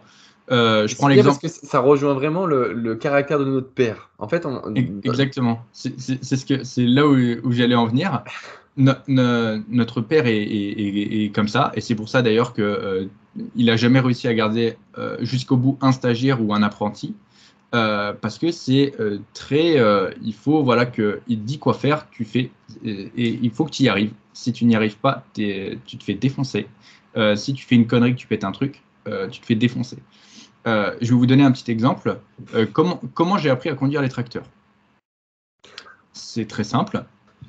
Donc, comment j'ai appris à conduire un tracteur? Mon père m'a dit, Denis, viens, j'ai besoin de toi. Pas de problème. J'arrive. Il me dit, écoute, Denis, tu montes dans le tracteur et tu vois, il va falloir que tu recules dans le couloir et que du coup, moi, je serai là avec un autre tracteur. Je regarde le tracteur, je vois qu'il y a une benne derrière. ouais, Donc, évidemment. donc C'est ce que j'allais dire aussi. une benne, c'est une grosse remorque. C'est-à-dire qu'il faut conduire avec une remorque. J'ai jamais conduit, je le répète. Hein. J'ai jamais conduit.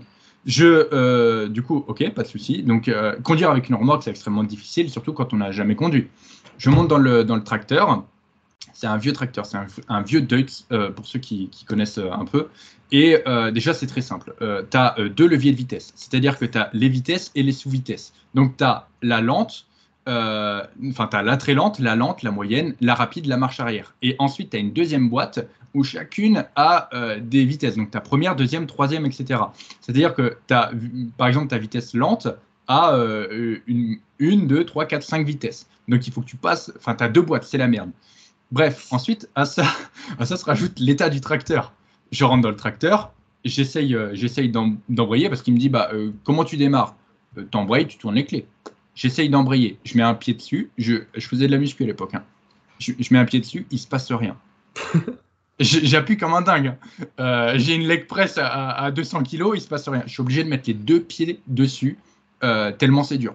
Donc j'appuie dessus avec les deux pieds, j'arrive enfin à débloquer le truc, je tourne les clés, ça démarre.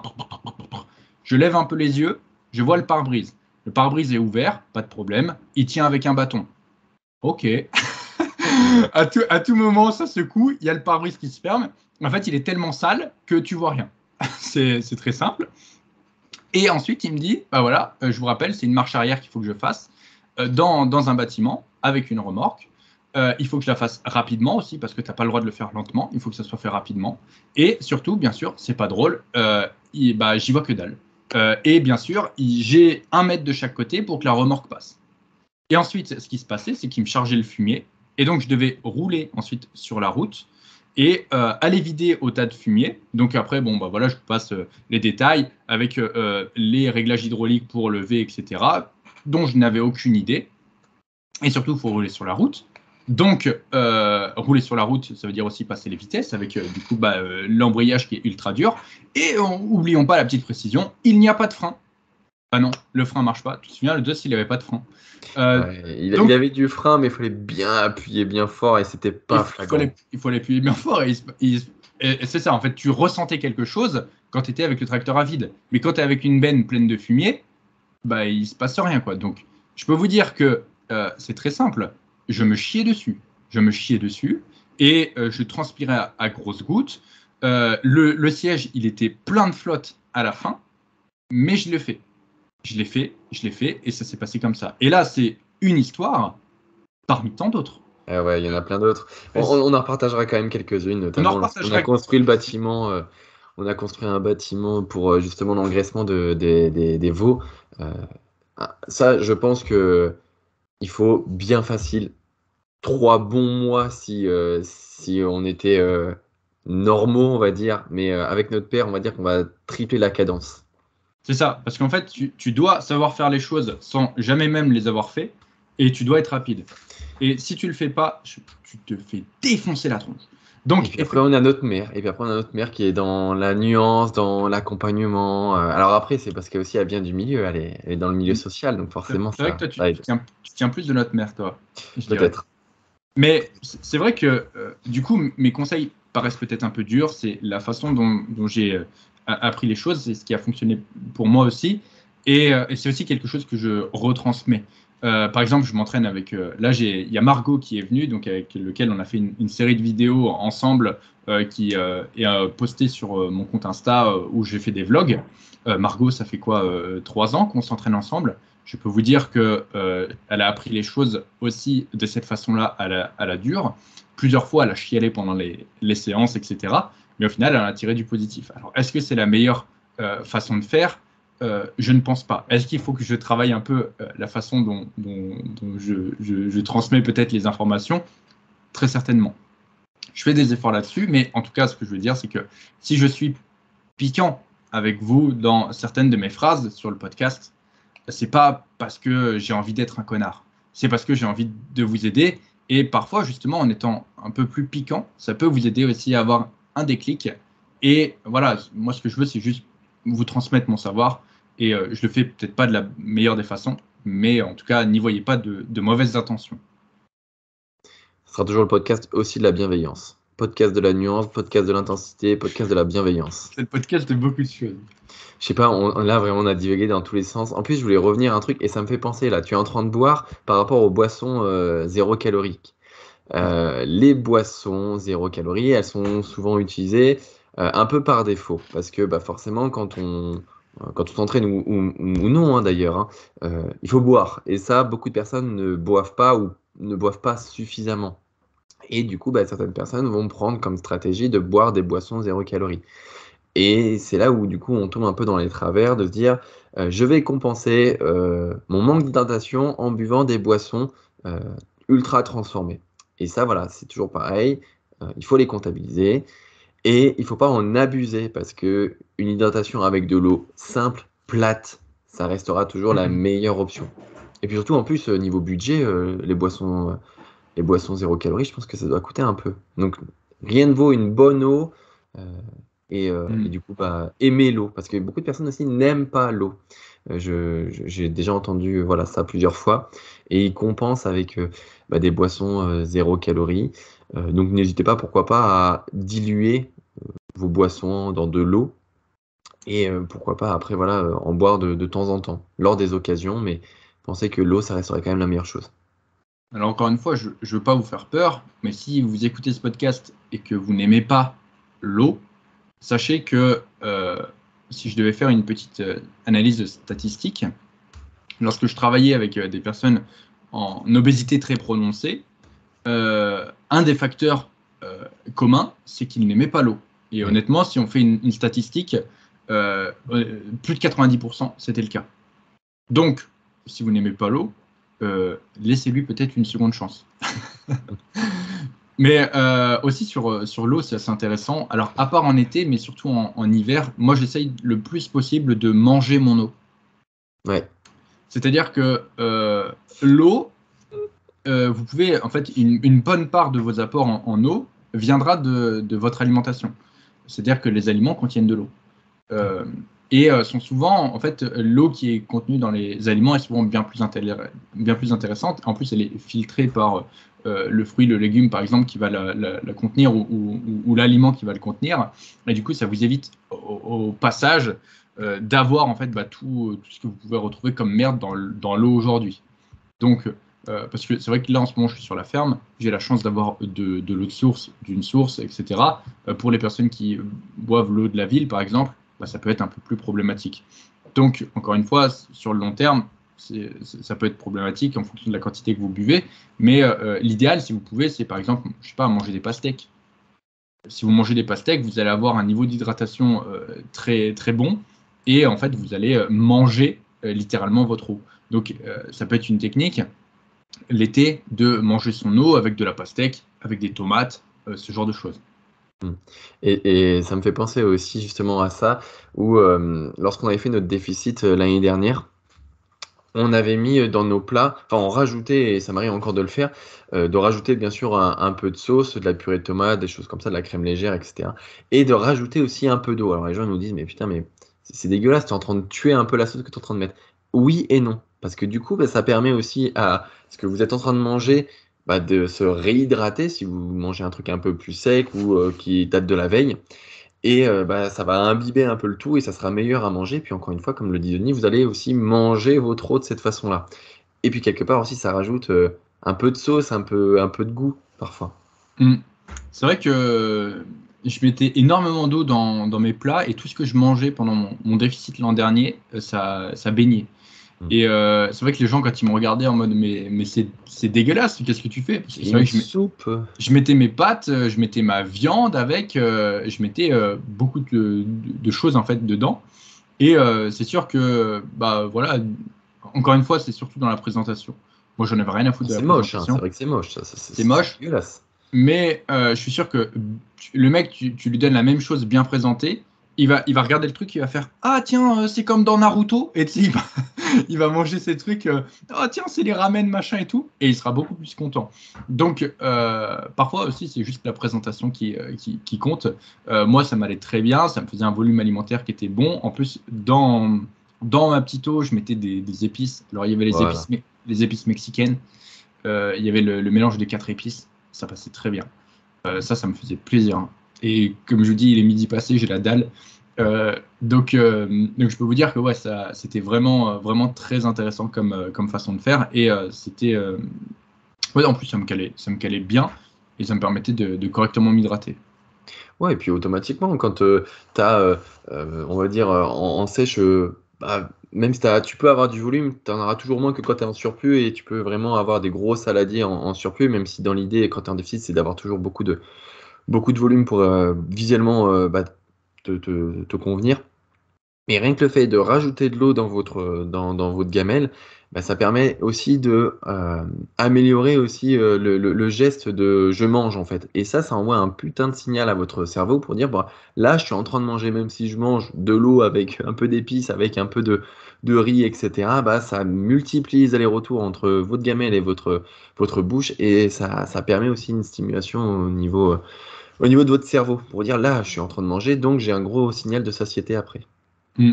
C'est vrai que les sensations alimentaires, Mm.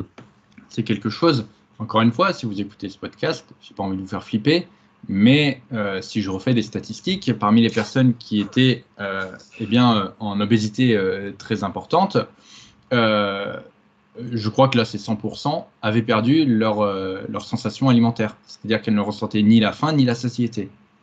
Le seul truc qu'elles ressentaient, c'était lorsqu'elles étaient à deux doigts de vomir, quoi. Donc, si aujourd'hui vous n'avez plus forcément vos sensations alimentaires, faites attention. C'est pas pour rien qu'elles sont là et c'est pas pour rien qu'il faut aussi s'en servir. C'est un peu des indicateurs. C'est voilà, là quand vous avez faim, c'est en gros votre corps il vous dit bah j'ai envie de manger. Alors, si vous êtes en déficit calorique, c'est peut-être normal que vous le ressentez, mais ça ne veut pas dire qu'en surplus calorique, vous ne devez pas le ressentir non plus. C'est assez important à comprendre. Et pareil pour la satiété. La satiété, que ce soit en surplus ou en déficit, vous devez également la ressentir. Et c'est d'autant plus important en déficit calorique parce que si vous sautez littéralement sur votre plat et que vous le défoncez, eh bien justement, vous n'allez pas avoir cette sensation de satiété et 3 secondes après votre repas, vous allez avoir faim. Alors que si vous prenez plus le temps de manger, plus le temps de vous poser, eh bien à ce moment-là, vous allez tout de suite avoir une meilleure sensation de satiété. Alors tout le monde n'a pas forcément le temps de se poser. Je suis le premier lorsque je mange, bah, souvent je travaille, je fais d'autres choses, etc. parce que j'ai pas le temps et il faut que j'optimise. Mais je vois directement la différence, par exemple, lorsque je prends le temps de me poser. Et voilà, alors pas forcément. Le piège aussi, c'est par exemple de regarder des vidéos, ce genre de choses. Ça, c'est pas ouf. Parce que souvent on se rend pas compte, mais on enchaîne comme ça devant sa vidéo, devant la télé, etc. Et on enchaîne assez vite. Mais voilà, prenez le temps de manger, posez votre cuillère, etc. Manger en Surtout, pleine conscience. j'ai des anecdotes par rapport à ça. Mais, mais du coup, voilà, faites attention à ça et soyez attentifs à vos signaux, parce qu'en plus, vos signaux alimentaires sont très importants. Je sais que, par exemple, ça m'est arrivé quand je ne peux pas traquer, par exemple, mes calories, que j'ai pas de balance, que j'ai rien, etc. Bah, en fait, ces signaux alimentaires me servent énormément, dans le sens où quand je suis en voyage quelque part, et que voilà, quand est-ce que je dois manger? Quand j'ai faim. Quand est-ce que je dois m'arrêter de manger? Quand je suis arrivé à satiété. Voilà, terminé. Et je reviens et mon poids n'a pas bougé. Parce que concrètement, en fait, si vous êtes bien en harmonie avec vos sensations alimentaires, votre corps vous cherchera toujours l'équilibre. Le corps, en fait, ce qu'il aime, c'est l'équilibre. Et l'équilibre au niveau des apports alimentaires, c'est quoi? C'est la maintenance. C'est la maintenance calorique. Donc, si voilà, vous avez de bonnes sensations alimentaires, vous retrouverez toujours très facilement votre maintenance.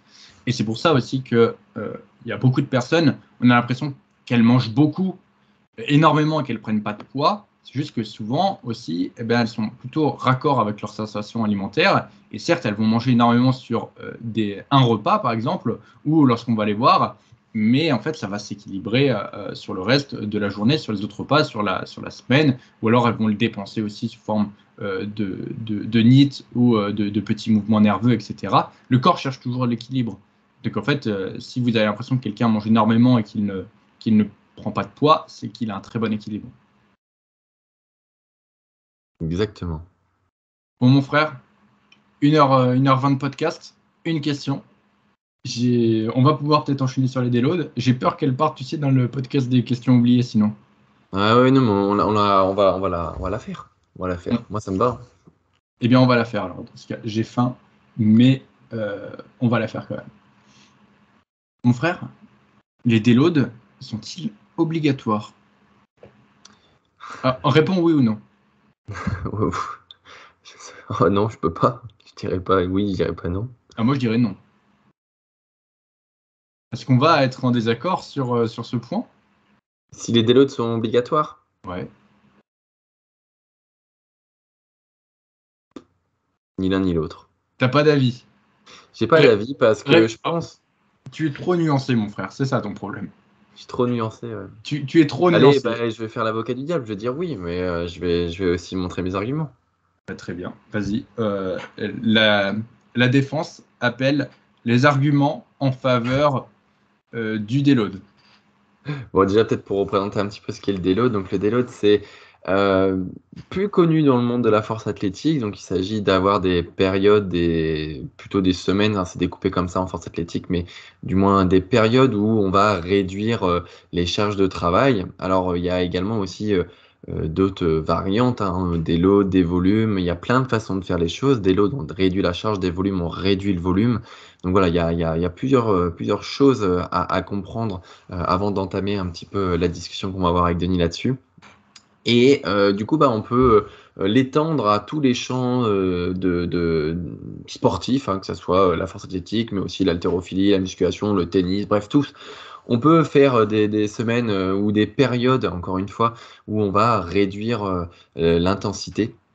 Et donc en musculation, ce qui va nous concerner, c'est bien sûr d'en faire quand le corps en a besoin et de pas en faire comme en force athlétique où c'est millimétré. C'est vrai qu'en force athlétique, généralement, c'est limité par des blocs. Tant de semaines, on monte en charge de travail, on se rapproche d'un certain max. Et par contre, arrive une période où du coup, on va dédier une semaine ou plusieurs jours, peu importe, à du repos, toujours en s'entraînant, mais différemment. Et à la musculation, c'est pareil, sauf qu'il ne s'agit pas de le définir dans le temps, mais plutôt d'en faire quand on en ressent le besoin. Alors, il y a aussi d'autres choses à bien comprendre à travers le déload, c'est que le déload, c'est pas non plus une semaine de repos, c'est pas une semaine où on va rien faire, ne pas s'entraîner, parce qu'à ce moment-là, c'est pas un déload, c'est voilà, des vacances, un repos, bref, mais pas un déload. Un déload, ça doit quand même suivre une cohérence. Ça doit être dépendant de ce que vous avez dans votre programme d'entraînement. Donc, on doit continuer d'avoir les mêmes exercices. Par contre, on ne va pas avoir les mêmes modalités d'exercice. On ne va pas avoir le même volume, les mêmes charges au travail, les mêmes répétitions, la même proximité à l'échec. Et donc, ça permet, durant cette période, hein, qui est encore une fois à définir, il ne s'agit pas de faire une semaine, ça peut être très bien 2 jours, 3 jours, 4 jours, 2 semaines, peu importe. Le déload, c'est à vous de le définir selon vos besoins. C'est pour ça qu'il y a plein de variables, hein, mais tout est modulable. Et donc après, vous allez accorder à votre corps un temps de récupération, de repos actif, parce que vous allez quand même vous entraîner, et c'est l'idée, mais de manière un peu plus tranquille. Voilà, ça c'est vraiment pour structurer un petit peu ce qu'est le déload. Si Denis, tu veux rebondir un petit peu pour qu'on ait une bonne base de compréhension là-dessus. Oui, Et c'est après, ça. Donc, le déload, il existe plusieurs façons de faire, comme tu as dit. Donc, le déload, souvent, c'est une baisse des charges de travail et de l'intensité, donc de la proximité de l'échec. Et ensuite, on peut retrouver le dévolume, qui, lui, du coup, va être une baisse du volume d'entraînement, tout simplement en conservant en général l'intensité. Et souvent, en fait, ce qui se passe, c'est qu'aussi, on peut faire un mélange des deux, un déload avec un bien sûr. dévolume. Donc, une baisse de l'intensité, des charges et du volume d'entraînement. Le but de tout ça, c'est tout simplement de faire une ou plusieurs semaines, ça peut être plusieurs semaines, Mhm. de récupération active lorsqu'on a accumulé beaucoup de fatigue. Exactement. Voilà. Donc ça c'est pour, on va dire, cette base commune pour qu'on puisse après euh, donner des arguments en faveur ou à l'inverse dans le sens, dans le sens contraire. Je sais pas, je suis fatigué. Donc le déload, on va dire que il intervient chez des pratiquants qui ont l'habitude de s'entraîner depuis longtemps, qui ont une certaine rigueur, une certaine proximité à l'échec euh, de manière rigoureuse, enfin régulière, voilà, je vais y arriver. Et vous allez avoir des signaux, encore une fois, on parlait tout à l'heure des signaux vis-à-vis de la faim, et ben là on peut avoir aussi des signaux vis-à-vis de la fatigue musculaire nerveuse qui vont apparaître. Et c'est à ce moment-là où il va falloir les discerner, les distinguer et savoir si ça relève d'une simple flemme, peut-être que voilà, vous avez tout simplement la flemme de vous entraîner, ce qui est possible, à aussi des signaux de vraie fatigue en lien avec votre programmation parce que vous êtes tout simplement cuit par l'accumulation de l'entraînement, des séances qui s'enchaînent. Et à ce moment-là, vous pouvez vous poser la question de est-ce que ça serait pas pertinent que je fasse une semaine euh, où je vais réduire mon volume, réduire les charges de travail, réduire les deux, réduire ma proximité à l'échec. Voilà, ça c'est des questions que vous devez vous poser. Mais avant d'arriver à la question du je dois faire un déload, il y a aussi tout ce contexte. Est-ce que c'est vraiment une fatigue liée à l'entraînement ou au contraire, est-ce que c'est pas plutôt lié à autre chose? Ok. Alors, le déload, pour moi, son gros souci, c'est sa programmation. Le problème du déload, c'est que la plupart des gens le planifient. Alors c'est comme ça souvent dans les blocs de force, mais en fait souvent ce qui se passe, c'est que tu vas faire 8 semaines de bloc, ou 6 semaines, ou 4 semaines, puis un déload. Et ensuite tu vas repartir sur un nouveau bloc. Et en gros, ce qui peut se passer, c'est que lorsque tu arrives sur ta semaine de déload, ça se trouve, tu n'as pas besoin de faire ton déload. Tu as de l'énergie, etc. Tu n'as pas de fatigue. Donc, eh bien, c'est pas la peine de faire ton déload. Donc déjà, potentiellement, là, tu perds une semaine. Ensuite, autre chose, si tu fais un bloc de 6 semaines, ça se trouve, ton déload, tu en as besoin à la troisième. Tu vois? Parce que tu accumules beaucoup de fatigue, parce qu'il y a plein de facteurs externes qui te font accumuler de la fatigue, et tu vois, c'est là plutôt qui devrait y aller. Donc en fait, ça c'est pour la programmation en force. La force c'est assez compliqué, nous on est plus sur la prise de muscle ici. Ouais, c'est pas vraiment un choix de compétence, ouais. Voilà, mais en fait en force, c'est comme ça que ça se présente. Souvent, on fait des blocs et ensuite on fait des déloads. Le problème, c'est que certaines personnes essayent de faire ça en muscu. En muscu, c'est pas. Voilà. En muscu, je te le dis, si tu as besoin de faire un déload, c'est que tu as mal géré quelque chose quelque part. Voilà. Alors, je suis désolé, encore une fois, je suis un peu piquant.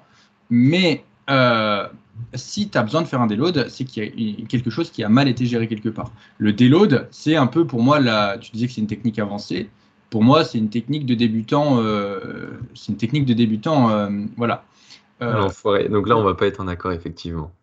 Pour moi, la technique avancée de gestion de la fatigue, ça va pas être le déload, ça va être l'autorégulation de l'intensité et du volume au fur et à mesure des semaines. Ça, c'est pour moi la technique avancée. Hmm. C'est-à-dire que si tu arrives au point que tu dois faire un déload, c'est que tu as accumulé trop de fatigue. Et ça, c'est pas une bonne chose.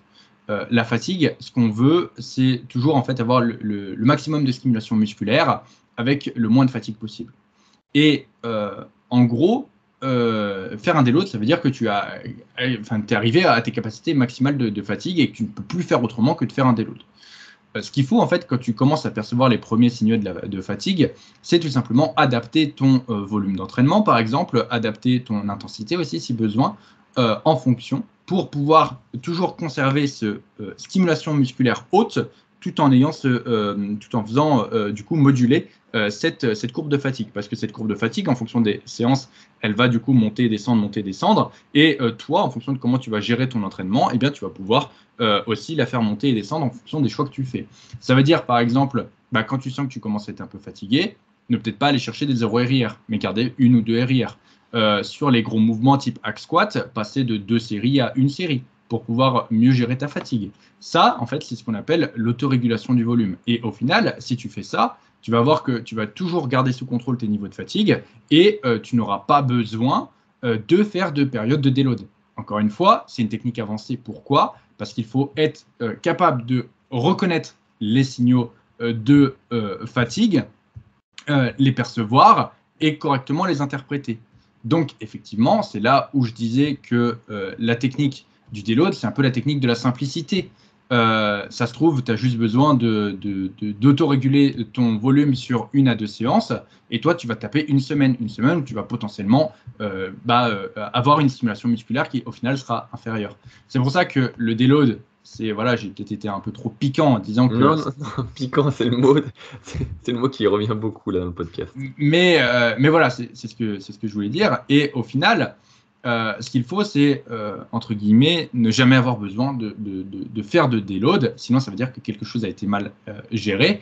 Et effectivement, ça se peut que tu aies des semaines où tu accumules beaucoup plus de fatigue, parce que la vie externe, à côté de ça, fait que tu en accumules. Du coup, tout de suite, tu joues sur ta semaine d'entraînement, tu adaptes tout de suite le volume dès les premiers signaux de fatigue et tu attends pas de faire ta semaine normale, accumuler du coup une grosse dose de fatigue et après derrière devoir faire une semaine de déload.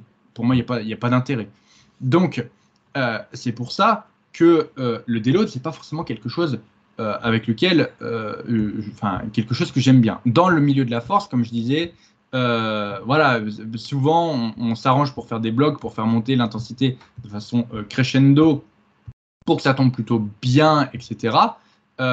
C'est comme ça que ça fonctionne le mieux aussi en force, mais par contre en bodybuilding, pour la prise de muscle, c'est absolument pas quelque chose que je conseille. Encore une fois, cette autorégulation du volume, etc., c'est très dur à maîtriser. C'est trop dur à maîtriser. Et surtout, je le vois bien avec mes suivis. Il y a du coup beaucoup de mes suivis qui sont obligés de faire des périodes de déload des volumes. Pourquoi ? Parce que, ils n'arrivent pas forcément à discerner tout de suite l'accumulation de la fatigue. Et du coup, ce qui peut sembler être une fatigue qui va passer rapidement, en fait, ne passe pas. Et ensuite, il y a une accumulation, etc. Et au bout d'un moment, quand il commence à me dire je suis cramé, moi, quand j'interprète les signaux, c'est des signaux où il est déjà trop tard. Et donc là, forcément, on est obligé de passer par une période de déload des volumes. Mais effectivement, ce qu'il faut faire, et c'est là où c'est compliqué, c'est déjà être attentif à ces données, les traquer, et dès que tu commences à avoir un peu de fatigue, adapter derrière en fonction de tes entraînements. Ça peut être aussi, par exemple, moi, j'ai pas une planification qui est sur 7 jours, qui est à la semaine. Du coup, j'ai une rotation, push, pull, legs, qui fait qu'en général, en fonction des semaines, je fais 4 entraînements. Mais si par exemple j'ai beaucoup de fatigue, ça peut être 3. Par exemple, là, on est samedi au moment où on tourne le podcast. Je ne m'entraîne pas aujourd'hui, je ne m'entraîne pas demain. Je reprends que l'entraînement lundi. Pourquoi ? Parce que j'ai accumulé beaucoup de fatigue, notamment à cause des déplacements, etc. J'ai déjà adapté mon volume d'entraînement au cours de la semaine. Et du coup, ça s'est très bien passé. J'ai réussi à performer sur tous mes mouvements comme ça, à progresser en adaptant le volume, en gérant la fatigue. Mais là, ce que je veux, c'est recommencer une semaine en étant plus frais. Là, j'estime que j'ai eu ma stimulation musculaire sur toute la semaine. Je prends 2 jours de repos. Lundi, je vais arriver frais comme un gardon. Lundi, c'est séance pull. Je peux vous dire que les machines, elles vont avoir peur quand elles vont me voir arriver. Non, mais en fait, tu as tout à fait raison sur le terme de autorégulation. Tu l'as dit aussi, c'est difficile de discerner eh bien, la fatigue, surtout quand on débute, quand on voilà, pratique depuis quelques années. Et ça peut arriver à n'importe qui, en fait, d'arriver à un moment où on a accumulé de la fatigue parce que mauvaise nuit, parce que, je sais pas, déplacement, fatigue liée au travail, enfin bref, tout un tas de choses. Et l'entraînement s'en voit directement impacté.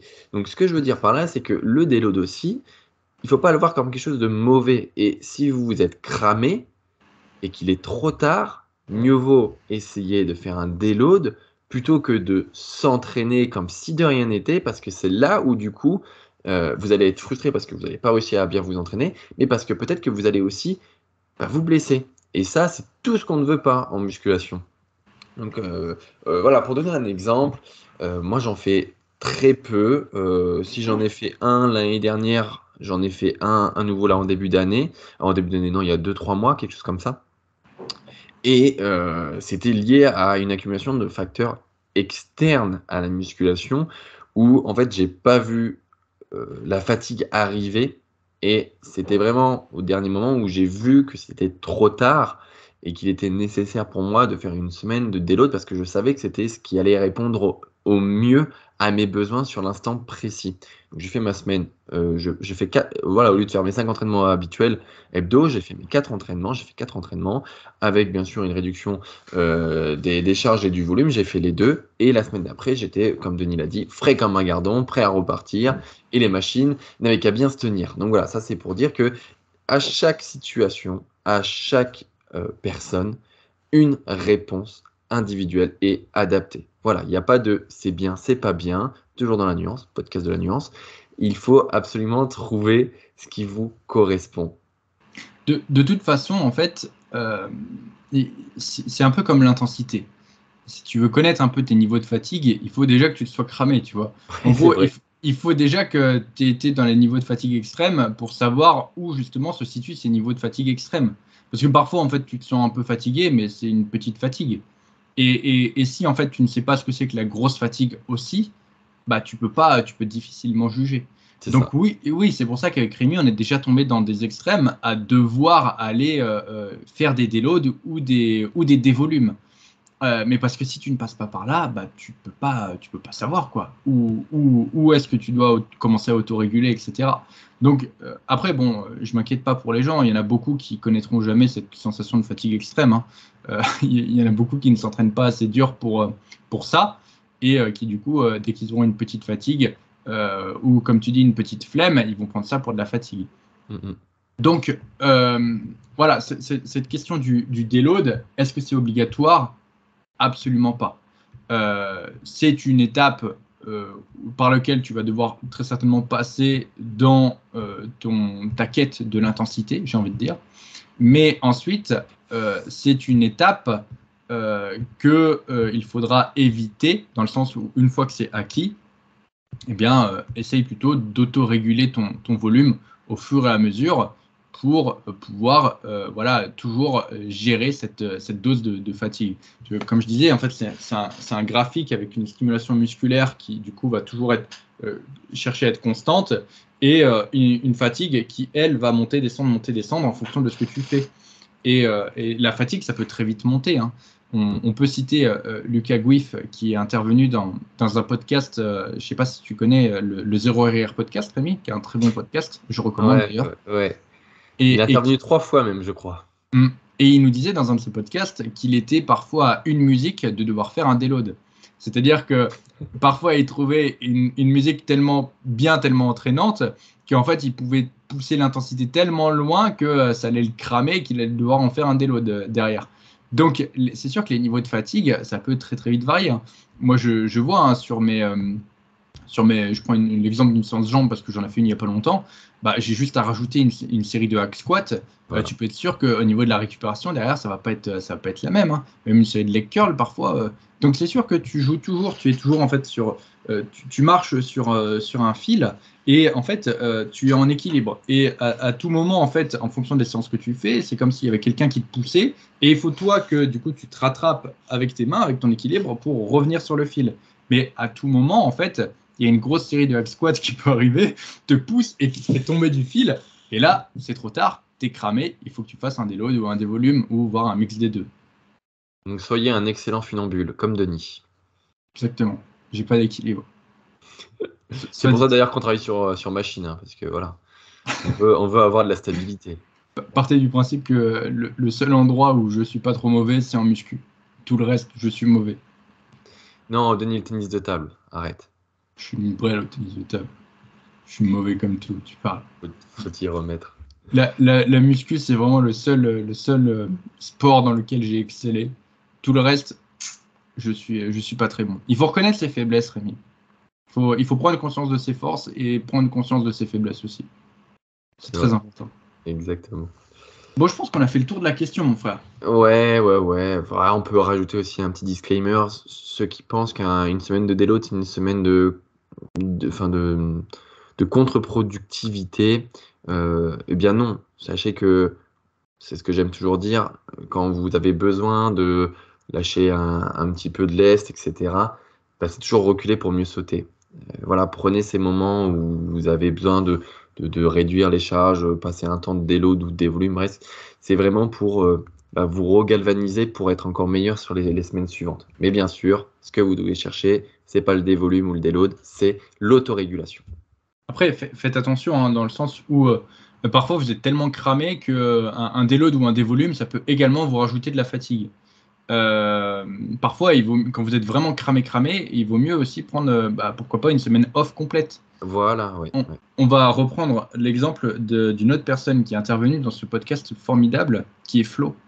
Flo, tu vois Rémi Dans le Flo 0RR podcast aussi. Ouais, dans le 0RR, t'as écouté. Moi, honnêtement, il est tellement bien ce podcast, j'ai dû l'écouter 40 fois cet épisode. Eh bien, Flo nous disait, et c'est là on va voir tous ceux qui suivent un peu le podcast, que du coup, on avait fait une période de dévolume en même temps, et lui était beaucoup plus cramé que moi, et au final, le dévolume lui avait rajouté de la fatigue supplémentaire. Et au final, il est arrivé à la fin de son dévolume, il devait avoir récupéré, mais il n'avait pas du tout récupéré, et il a dû prendre une semaine off derrière. Alors que du coup, voilà, la bonne stratégie, ça aurait été bien de prendre une semaine off directement. Mais encore une fois, quand tu ne sais pas où tu en es trop par rapport à tes niveaux de fatigue, etc., et que tu n'as jamais été dans les extrêmes, c'est difficile à juger. Et je pense que maintenant, il n'a jamais eu d'autres problèmes de ce côté-là. Et je suis même pas sûr qu'il ait refait de déload depuis. Enfin, j'ai pas suivi en tout cas qu'il en avait fait potentiellement. Et je pense que du coup, en tombant dans cet état de fatigue extrême, il arrive beaucoup mieux à autoréguler maintenant. Ouais. Il faut expérimenter. Bon, on a apporté suffisamment de nuances à ton goût, Rémi, ou tu veux en rajouter? Oh l'enfoiré. C'est bon, on a eu la sauce piquante là, et puis on a eu qu'est-ce qui sauce et donc qu'est-ce qu'on pourrait dire? Qu'est-ce qui pourrait être doux? Toi, t'es la sauce qui pique, et moi je suis. Toi, mon frère, toi, tu sais, t'es du houmous. Ah, le houmous, ouais, parce que c'est doux, ouais, c'est doux. C'est doux et c'est bien gras. Non, c'est du guacamole que je voulais dire. Ah oui, t'es du guacamole, mon frère. T'es doux et t'es bien gras comme toi à ton image, avec tes 40% de body fat. Exactement. Bon, je pense qu'on peut conclure ce podcast. Mon frère, bien sûr, t'as fait un point sur les évaluations Spotify. Absolument pas. Allez, je vous le donne. Donnez-moi juste 30 secondes. J'ouvre l'application Spotify et Denis Meuble en même temps. Alors, Nous avons dépassé les 23 épisodes. Avec celui-ci, on sera au 24e. Et nous sommes à 692, donc bientôt les 700 évaluations. Oh, c'est bien monté depuis la dernière fois. Merci, merci à tous pour ça. N'hésitez pas à mettre du coup une petite notation. Et dans un épisode, je disais que sur Spotify, du coup, vous pouviez intervenir. Donc, je mets des questions en bas. Problème, je ne peux pas vous répondre. Donc, en fait, c'est dommage pour l'interaction, dans le sens où sur YouTube, quelqu'un met un commentaire, je peux répondre. Sur Spotify, je vous pose une question et derrière, je ne peux pas répondre. Donc, quand je vous dis, la dernière question, c'est qu'est-ce que vous avez pensé, enfin, qu'est-ce que vous pensez de la méthode Eviduty, par exemple. Et du coup, il y a des gens qui répondent, mais je ne peux pas leur répondre. Donc, je trouve ça un peu dommage. Tu vois les réponses? Ouais, je vois les réponses. Mais en fait, je peux rien en faire de ces réponses. Ouais. Je peux en épingler une, si je veux, mais c'est tout ce que je peux faire. D'accord. Donc, c'est un peu dommage. Et si vous voulez échanger sur le podcast, sur ce que vous en avez pensé, venez par exemple dans la section des commentaires. On rigole bien parfois, souvent même. Donc, comme ça, je pourrais vous répondre. En tout cas, merci à tous pour votre soutien et votre présence aussi à chaque épisode. J'espère que celui-ci vous aura plu. Et on vous dit à très bientôt dans un prochain épisode du Zero RR Podcast. Et peut-être avec des invités. Oh, ça spoil. À bientôt. À bientôt!